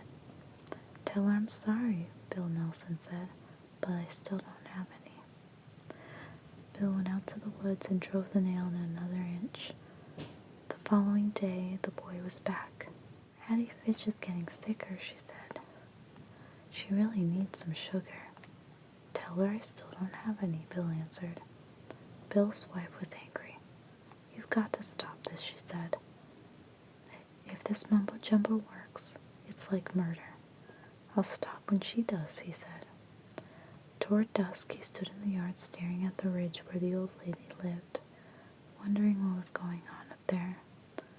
Then, in the half-darkness, he saw Addie Fitch coming slowly down the hill toward him. With her pinched, bony face and her old black coat, she did look like a witch. As she got closer, Bill saw that she could barely walk. Maybe I'm really hurting her, he thought. He ran to get his hammer and pull the nail out. But before he could leave, Addie Fitch was in the yard, her face twisted with rage. First, you killed my cat, she said. Then you wouldn't give me a bit of sugar when I needed it, she swore at him, and fell dead at his feet. I'm not surprised that she dropped dead that way, the doctor said later. She was very old, maybe 90. It was her heart, of course. Some people thought that she was a witch, Bill said. I've heard that, the doctor said. Somebody I know thought Addie Fitch had witched him, Bill went on. He drew a picture of her in a tree, then drove a nail in it to make her stop. That's an old superstition, the doctor said. But people like us don't believe in that sort of thing, do we? And that's the end of that chapter. Thank you guys so much for watching. In the next video, I'm gonna finish Scary Stories and then get into terrifying tales to tell at night. So, I want to thank you so much for watching. Hello, my fellow unicorns. Today I'm going to finish out Scary Stories 3, More Tales to Chill Your Bones. We're going to pick up where we left off last time. This next little chapter is called Running Wild. A young child is stolen by wild animals. For some reason, the animals raise the child instead of eating it. It learns to make the sounds they make. It learns to eat, run, and kill the way they do. After a while, it only looks human.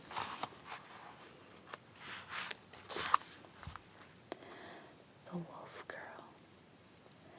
Travel northwest into the desert from Del Rio, Texas, and eventually you will come to Devil's River. In the 1830s, a trapper named John Dent and his wife Molly settled where Dry Creek runs into Devil's River. Dent was after beaver, which were plentiful there. He and Molly built a cabin from brush, and near it they put up an arbor to give them shade. Molly Dent became pregnant. When she was ready to have their child, John Dent raced on horseback to their nearest neighbors, several miles away. "My wife is having a baby," he said to the man and his wife. "Can you help us?" They agreed to come at once. As they got ready to leave, a violent storm came up, and a bolt of lightning struck and killed John Dent. The man and his wife managed to find his cabin, but did not arrive until the next day. By then, Molly Dent was dead too. It looked as if she had given birth before she died, but the neighbors could not find the baby. Since there were wolf tracks all around, they decided the wolves have eaten it. They buried Molly Dent and left. A number of years after she died, people began to tell a strange tale. Some swore it was a true story. Others said it never could have happened. The story begins in a small settlement a dozen miles from Molly Dent's grave. Early one morning, a pack of wolves raced in from the desert and killed some goats. Such attacks were not unusual in those days. But a boy thought he saw a naked young girl with long blonde hair running with the wolves. A year or two later, a woman came upon some wolves eating a goat they had just killed. Eating a goat with them, she claimed, was a naked young girl with long blonde hair. When the wolves and the girl saw her, they fled. The woman said at first the girl ran on all fours. Then she stood and ran like a human, swiftly as the wolves. People started wondering if this wolf girl was Maddie Dent's daughter. Had a mother wolf carried her off the day she was born and raised her with her pups? If so, by now she would be 10 or 11 years old. As the story is told, some men began to look for the girl. They searched along the river banks and in the desert and its canyons. And one day, it is said, they found her, walking in a canyon with a wolf at her side. When the wolf ran off, the girl hid in an opening in one of the canyon walls. When the men tried to capture her, she fought back, biting and scratching like an enraged animal. When they finally subdued her, she began screaming like a frightened young girl and howling like a frightened young wolf. Her captors bound her with rope, put her across a horse, and took her to a small ranch house in the desert. They would turn her over to the sheriff the next day, they decided. They placed her in an empty room and untied her. Terror-stricken, she hid in the shadows. They left her and locked the door. Soon she was screaming and howling again. The men thought that they would go mad listening to her, but at last she stopped. When night fell, wolves began howling in the distance. People say that each time they stopped, the girl howled in reply.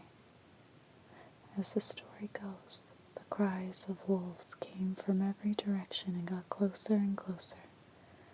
Suddenly, as if a signal had been given, wolves attacked the horses and other livestock. The men rushed into the darkness, firing their guns. High up in the wall, in the room where they had left the girl, was a small window. A plank was nailed across it. She pulled the plank off, crawled through the window, and disappeared. Years passed with no word of the girl. Then one day, some men on horseback came around the bend in the Rio Grande not far from Devil's River. They claimed they saw a young woman with blonde hair feeding 2 wolf pups. When she saw the men, she snatched up the pups and ran into the brush. They rode after her, but she quickly left them behind. They searched and searched, but found no trace of her. This is the last we know of the wolf girl, and it is there, in the desert, near Rio Grande, that this story ends. This next chapter is called 5 Nightmares. An artist painted some pictures. A boy got a new pet. A girl went on vacation. Everything was normal. Then nothing was.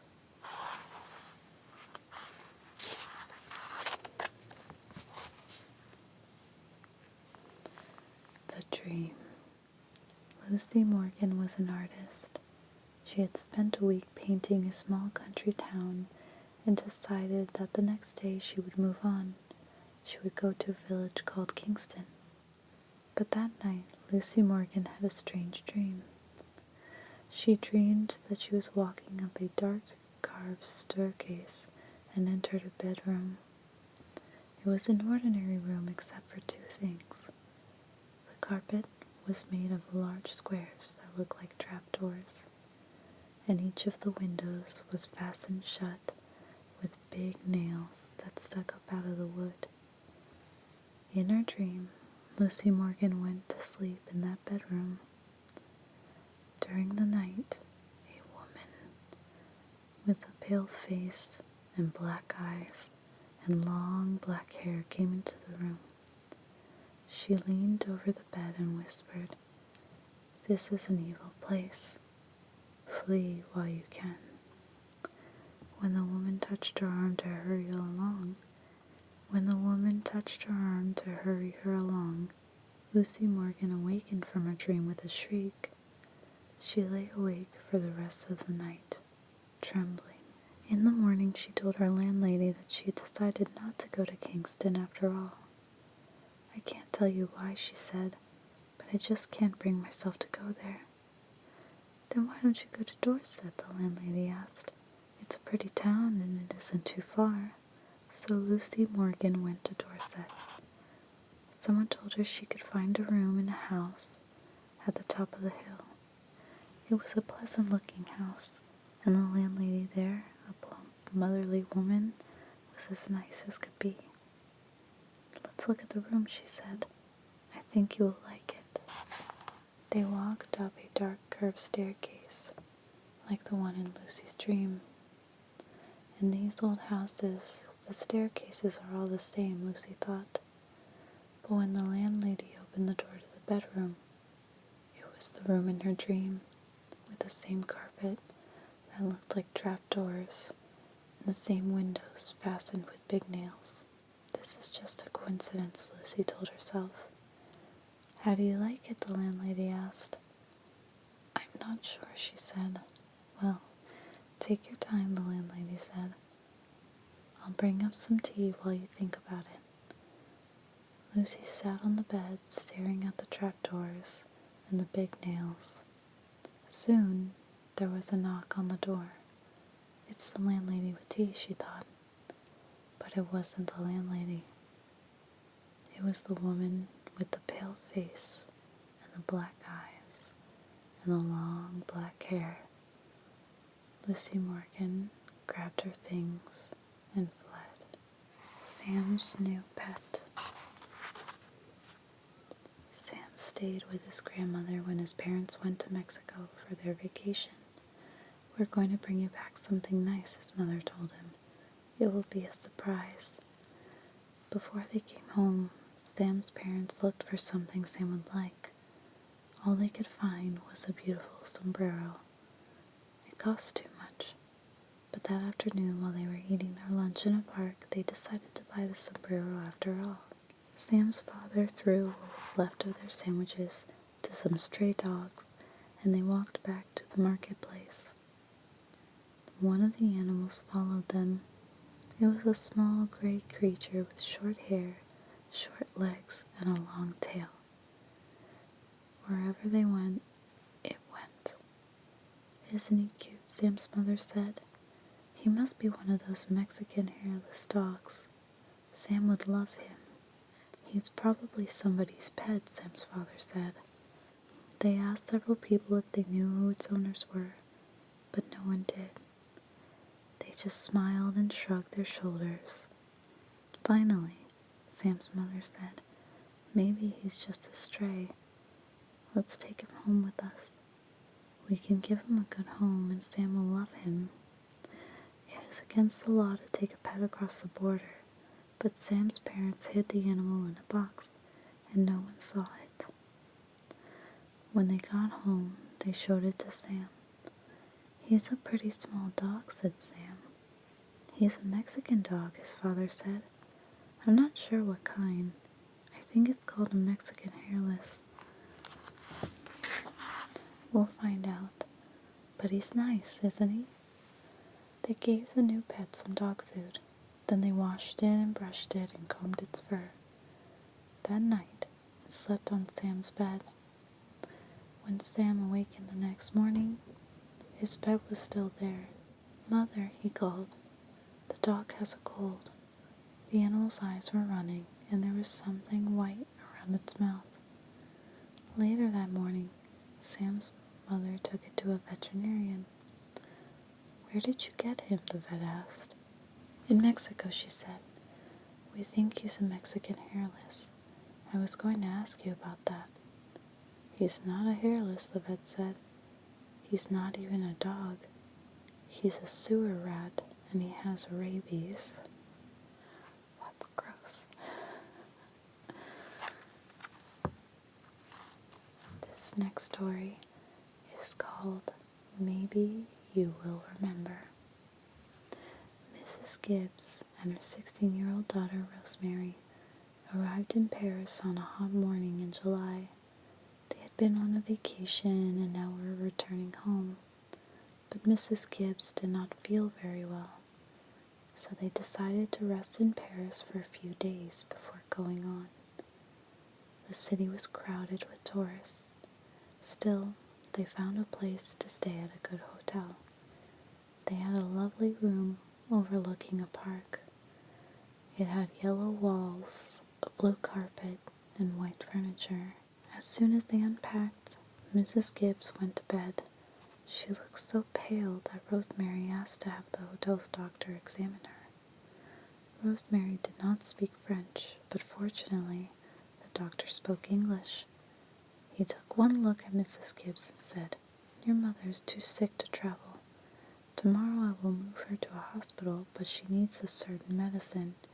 If you go to my home for it, it will save time." The doctor said he did not have a telephone right now. Instead, he would give Rosemary a note for his wife. The hotel manager put Rosemary in a taxi and in French told the driver how to find the doctor's house. "It will only take a little while," he told her, "and the taxi will bring you back." But as the driver slowly drove up one street and down another, it seemed to take forever. At one point, Rosemary was sure they had gone down the same street twice. It took almost as long for the doctor's wife to answer the door, then get the medicine ready. As Rosemary sat on a bench in the empty waiting room, she kept thinking, "Why can't you hurry? Please hurry." Then she heard a telephone ring somewhere in the house, but the doctor told her he didn't have a telephone right now. What was going on? They drove back as slowly as they had come, crawling up one street and down another. Rosemary sat in the back seat, filled with dread, her mother's medicine clutched in her hand. Why was everything taking so long?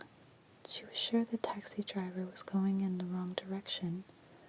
"Are you going to the right hotel?" she asked. He didn't answer. She asked again, but he still didn't reply. When he stopped for a traffic light, she threw open the door and ran from the cab. She stopped a woman on the street. The woman did not speak English, but she knew someone who did. Rosemary was right. He had been driving in the wrong direction. When she finally got back to the hotel, it was early evening. She went back up to the desk clerk who had given them their room. "I'm Rosemary Gibbs," she said. "My mother and I are in room 505. May I please have the key?" The clerk looked at her closely. "You must be mistaken," he said. "There is another guest in that room." "Are you sure you are in the right hotel?" "There is another guest in that room." "Are you sure you are in the right hotel?"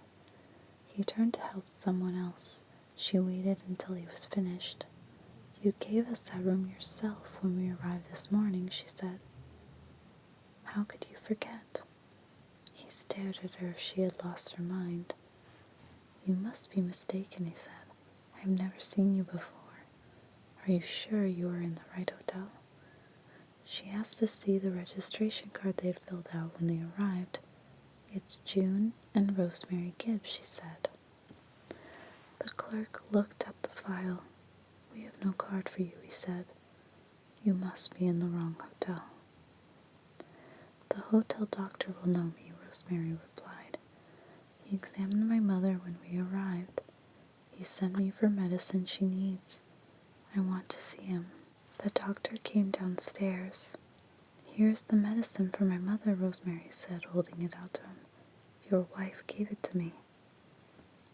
"I've never seen you before," he said. "You must be in the wrong hotel." She asked for the hotel manager who had put her in the taxi. Surely he would remember her. "You must be in the wrong hotel," he said. "Let me give you a room where you can rest. Then maybe you will remember where you and your mother are staying." "I want to see our room," Rosemary said, raising her voice. "It's room 505. But it was nothing like the room she remembered. It had a double bed, not twin beds. The furniture was black, not white. The carpet was green, not blue. There was someone else's clothing in the closet. The room she knew had vanished, and so had her mother. "This is not the room," she said. "Where's my mother? What have you done with her?" "You are in the wrong hotel," the manager said patiently, as if he were speaking to a young child. Rosemary asked to see the police. "My mother, our things, the room, they have all disappeared," she told them. "Are you sure you're in the right hotel?" they asked. She went to her embassy for help. "Are you sure it is the right hotel?" they asked. Rosemary thought that she was losing her mind. "Why don't you rest here for a while?" they said. "Then maybe you'll remember." Rosemary's problem was not her memory. It was what she did not know. And then it says, see page 102. Maybe you will remember how the story ends. What happened to Rosemary's mother? When the hotel doctor saw Mrs. Gibbs, he knew at once that she was about to die. She had a form of the plague, a dread disease that kills quickly and causes frightening epidemics. If the word got out that a woman had died of the plague in the heart of Paris, there would be panic. People in the hotel and elsewhere would rush to escape. The doctor knew what the hotel owners expected. He was to keep the case a secret, otherwise they would lose lots of money. To get Rosemary out of the way, the doctor sent her to the other side of Paris for some worthless medicine. As he expected, Mrs. Gibbs died soon after she left. Her body was smuggled out of the hotel to a cemetery where it was buried. A team of workmen quickly repainted the room and replaced everything in it. The desk clerks were ordered to tell Rosemary that she was in the wrong hotel. When she insisted on seeing her room, it had become a different place, and of course her mother had vanished. All those involved were warned that they would lose their jobs if they gave away the secret. But to avoid panic in the city, the police and the newspapers agreed to say nothing of the death. No police reports were filed. No news stories appeared. It was as if Rosemary's mother and her room had never existed. Yes, the red spot. I remember this one. While Ruth slept, a spider crawled across her face. It stopped for several minutes on her left cheek, then went on its way. "What is that red spot on my cheek?" she asked her mother the next morning. "It looks like a spider bite," her mother said. "It will go away. Just don't scratch it."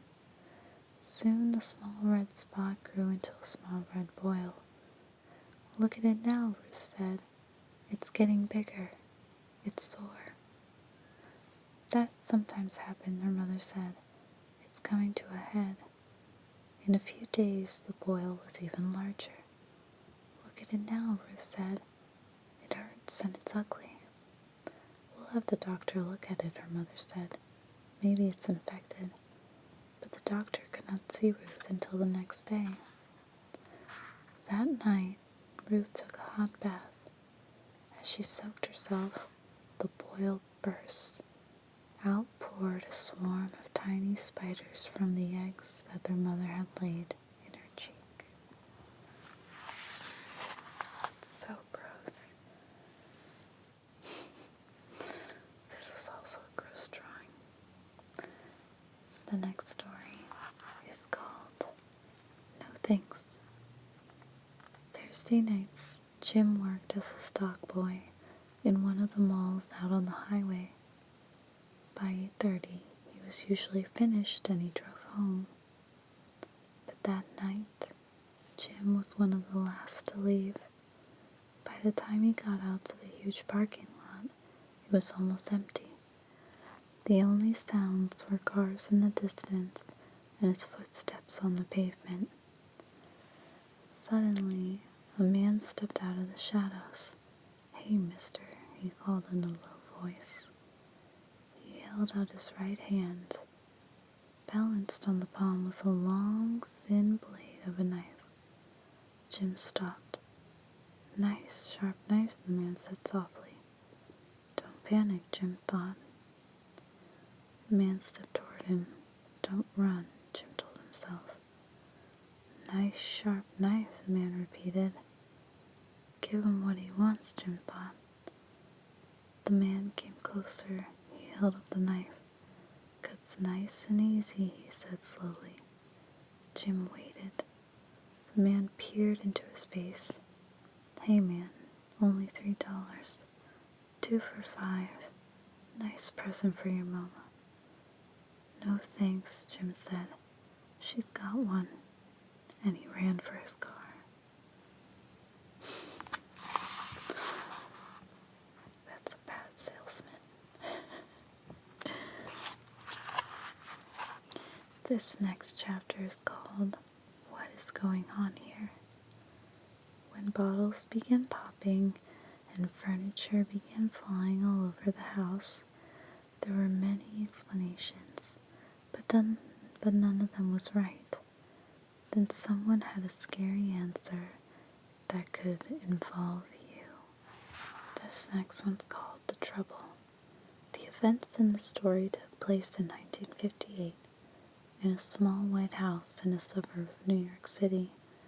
The names of the people involved have changed. Monday, February 3rd. Tom Lombardo and his sister Nancy had just come home from school.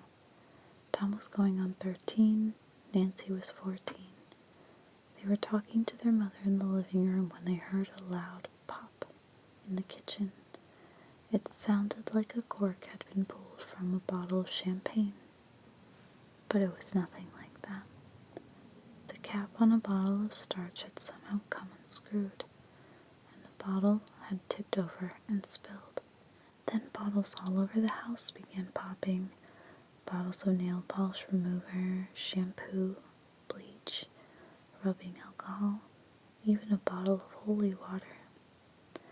Each had a screw cap that took 2 or 3 full turns to open, but each had opened by itself, without any human help, then had fallen over and spilled.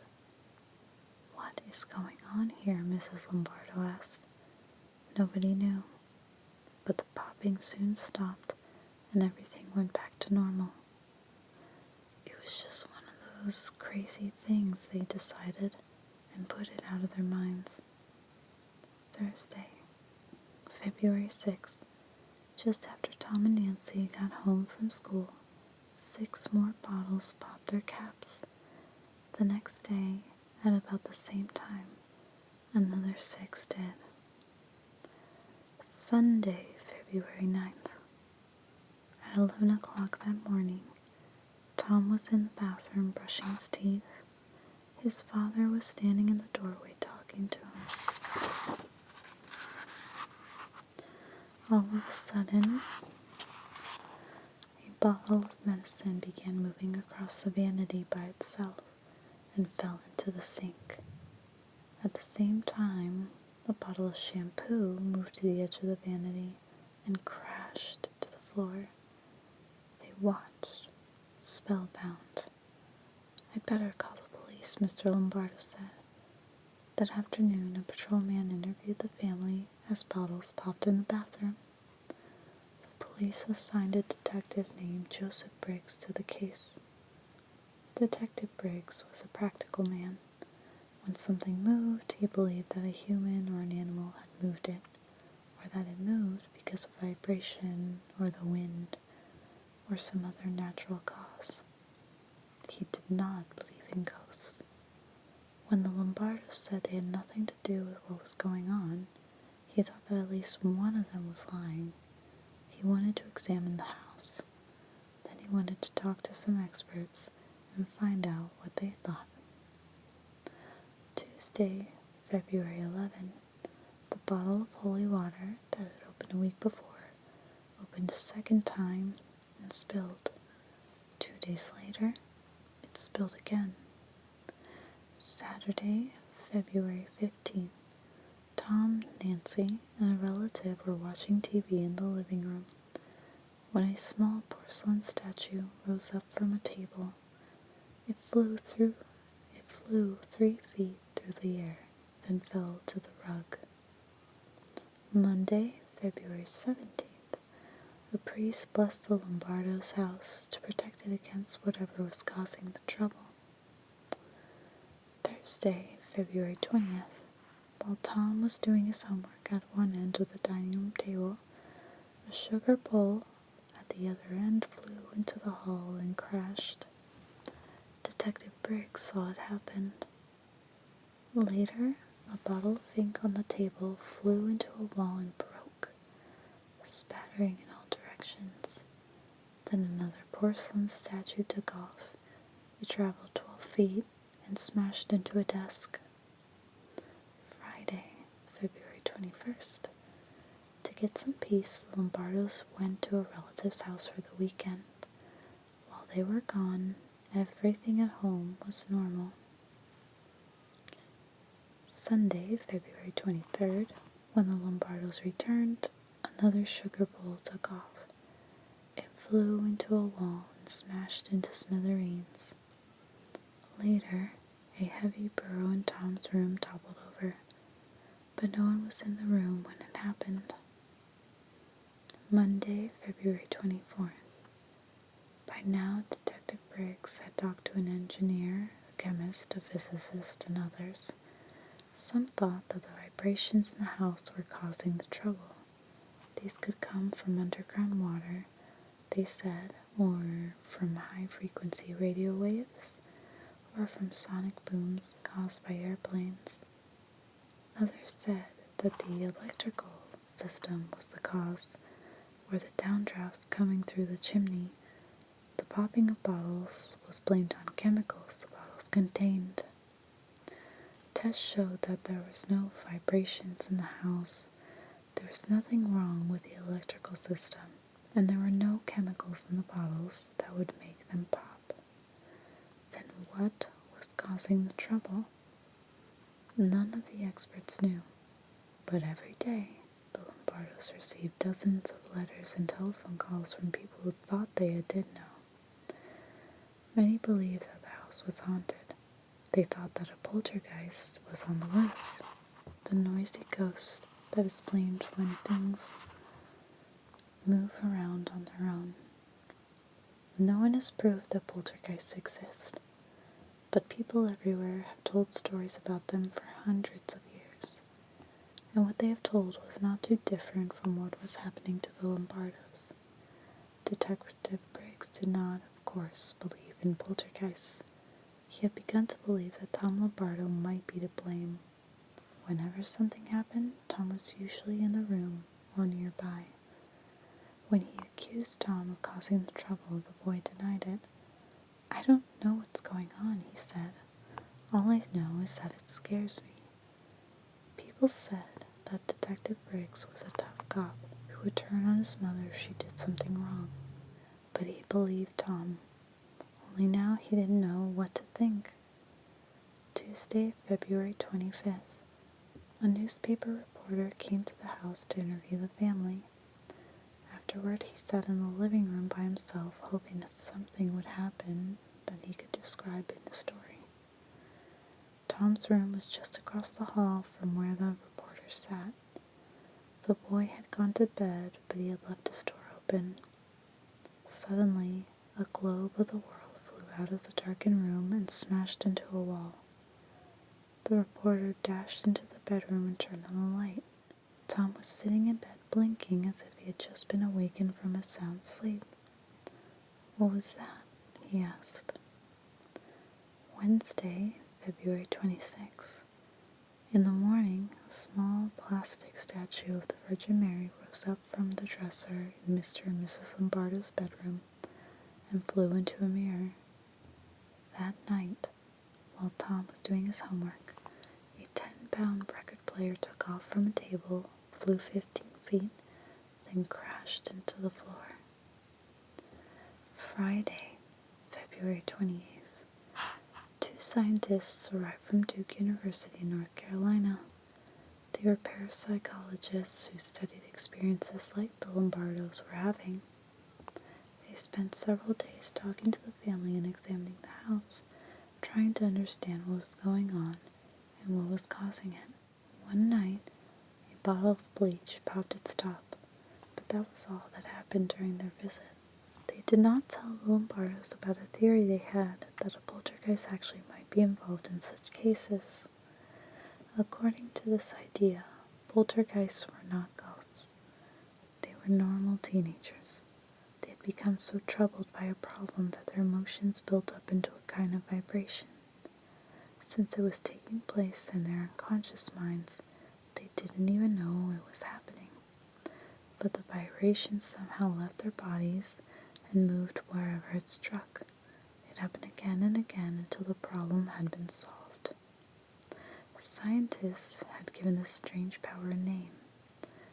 They called it psychokinesis, the ability to move objects with mental power or mind over matter. No one knew if this could really happen or how to prove it.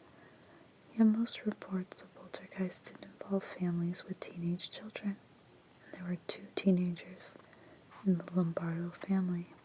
Monday, March 3rd. The parapsychologist said that they would prepare a report on what they learned. The day after they left, the trouble returned with a vengeance. Tuesday, March 4th. In the afternoon, a bowl of flowers flew off the dining room table and smashed into a cupboard. Then a bottle of bleach jumped out of a cardboard box and popped its top. Then a bookcase filled with encyclopedias fell over and wedged itself between a radiator and a wall. Then a flashlight bulb on the table rose up and hit a wall 12 feet away. Finally, 4 knocks were heard coming from the kitchen when nobody was in that room. Wednesday, March 5th. While Mrs. Lombardo was making breakfast, she heard a loud crash in the living room. The coffee table turned over by itself, but that was the end of it. After a month of chaos, everything returned to normal. In August, the 2 parapsychologists gave their report. They decided that the Lombardos had not made up the story, nor had they imagined it. Their trouble had been real, but what caused it? They said that no pranks or tricks were involved, nor was any magic. As the police had done, they also ruled out vibrations from underground water and other physical causes.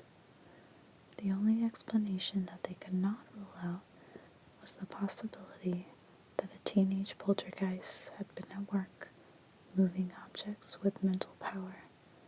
They did not have enough evidence to prove it, but it was the only answer they had. If it was a poltergeist, they thought it was Tom. If they were right, if a normal boy like Tom had become a poltergeist, then this might also happen to other teenagers. It might even happen to you. This next chapter is called Who. There are 4 ghosts, a ghostly monster, and a corpse in this chapter, but the stories about them are funny, not scary. This next one is called Strangers. A man and a woman happened to sit next to one another on a train. The woman took out a book and began reading. The train stopped at a half-dozen stations, but she never looked up once. The man watched her for a while and asked, "What are you reading?" "It's a ghost story," she said. "It's very good, very spooky." "Do you believe in ghosts?" he asked. "Yes, I do," she replied. "There are ghosts everywhere." "I don't believe in them," he said. "It's just a lot of superstition. In all my years, I've never seen a ghost. Not one." "Haven't you?" the woman said, and vanished. This next story is called The Hog. When Arthur and Anne were in high school, they fell in love. They were both big, fat, and jolly, and seemed suited to one another. But as sometimes happens, things didn't work out. Arthur moved away and married someone else, and Anne didn't marry anyone. And not too many years later, she got sick and died.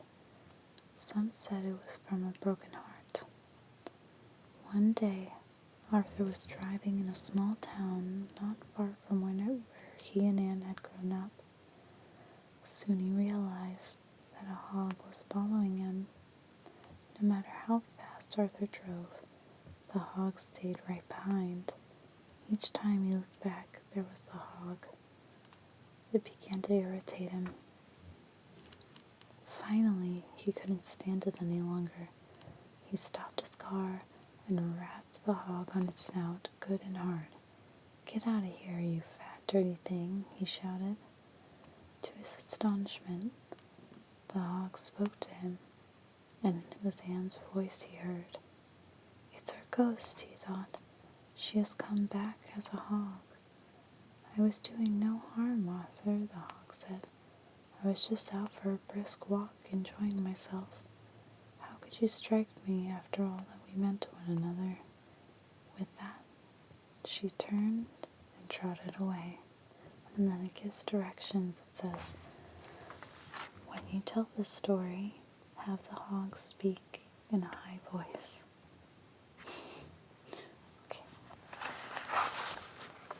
This next story is called Is Something Wrong? A car broke down late at night out in the country. The driver remembered passing an empty house a few minutes earlier. I'll stay there, he thought. At least I'll get some sleep. He found some wood in the corner of the living room and made a fire in the fireplace. He covered himself with his coat and slept. Toward morning the fire went out and the cold awakened him. It'll be light soon, he thought. Then I'll go for help. He closed his eyes again, but before he could doze off, there was a terrible crash. Something big and heavy had fallen out of the chimney. It lay on the floor for a minute, then it stood up and stared down at him. The man took one look and started running. He had never seen anything so horrible in his life. He paused just long enough to jump through a window. Then he ran and ran and ran and ran until he thought his lungs would burst. As he stood in the road panting, trying to catch his breath, he felt something tap him on the shoulder. He turned and found himself staring into two big bloody eyes and a grinning skull. It was a horrible thing. "Pardon me," it said. "Is something wrong?" "It's him." The woman was the meanest, most miserable person you could imagine, and her husband was just as bad. The only good thing was that they lived in the woods all by themselves and couldn't bother anybody else. One day they were off somewhere getting firewood, and the woman got so mad at her husband that she grabbed an axe and cut off his head just like that. Then she buried him nice and neat and went home. She made herself a cup of tea and went out on the porch. She sat there rocking in her rocking chair, sipping her tea, thinking how glad that she was done with this awful thing. After a while, she heard this old empty voice out in the distance, moaning and groaning, and it was saying, "Who's going to stay with me this cold and lonely night? Who?" "It's him," she thought, and she hollered back, "Stay by yourself, you old goat."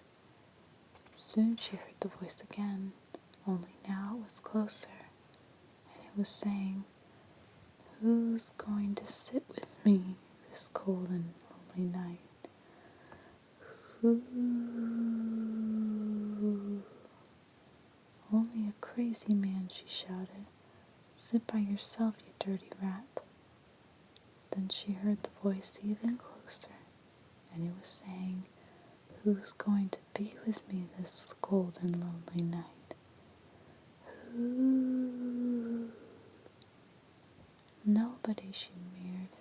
"Be by yourself, you miserable mole." She stood up to go into the house, but now the voice was right behind her, and it was whispering, "Who's going to stay with me this cold and lonely night? Who?" Before she could answer back, a big hairy hand came around the corner and grabbed her, and the voice hollered, "You are." As you say the last line, grab one of your friends. This next story is called Thub. After Sarah went to bed, she saw a ghost. It was sitting on her dresser, staring at her through black holes where its eyes had been. She shrieked, and her mother and father came running. "There's a ghost on my dresser," she said, trembling. "It's staring at me." When they turned on the light, it was gone. "You were having a bad dream," her father said. "Now go to sleep." But after they left, there it was again, sitting on her dresser, staring at her. She pulled up the blanket over her head and fell asleep. The next night, the ghost was back. It was up on the ceiling staring down at her. When Sarah saw it, she screamed. Again, her mother and father came running. "It's up on the ceiling," she said. When they turned on the light, nothing was there. "It's your imagination," her mother said, and gave her a hug. But after they left, there it was again, staring down at her from the ceiling. She put her head under the pillow and fell asleep. The next night, the ghost was back. It was sitting on her bed, staring at her. Sarah called her parents and they came running. "It's on my bed," she said. "It's looking and looking at me." When they turned on the light, nothing was there. "You're upset over nothing," her father said. He kissed her on the nose and tucked her in. "Now go to sleep." But after they left, there it was again, sitting on her bed staring at her. "Why are you doing this to me?" Sarah asked. "Why don't you leave me alone?" The ghost put its fingers in its ears and wiggled them at her. Then it stuck out its tongue and went, "Thup." Oh, it's giving someone a raspberry. The directions at the bottom say, to make this sound, put your tongue between your lips and blow. It's called giving someone the raspberry. This is a sort of a song called You May Be the Next. Did you ever think as a hearse goes by that you may be the next to die? They wrap you up in a big white sheet from your head down to your feet, and the worms crawl in and the worms crawl out, in your stomach and out your snout, and your eyes fall out and your teeth decay, and that is the end of a perfect day. I am so happy that I was able to read the entire series of scary stories to tell in the dark. My next book that I will read is Terrifying Tales to Tell at Night. There's some really good stories in here, and even one by Stephen King that I'd love to share with you guys. But anyways, if you guys have any recommendations on stories that you'd like to hear from me, let me know in the comments. And please subscribe to my channel since I do not advertise on any other social media platforms. Thank you guys so much for watching.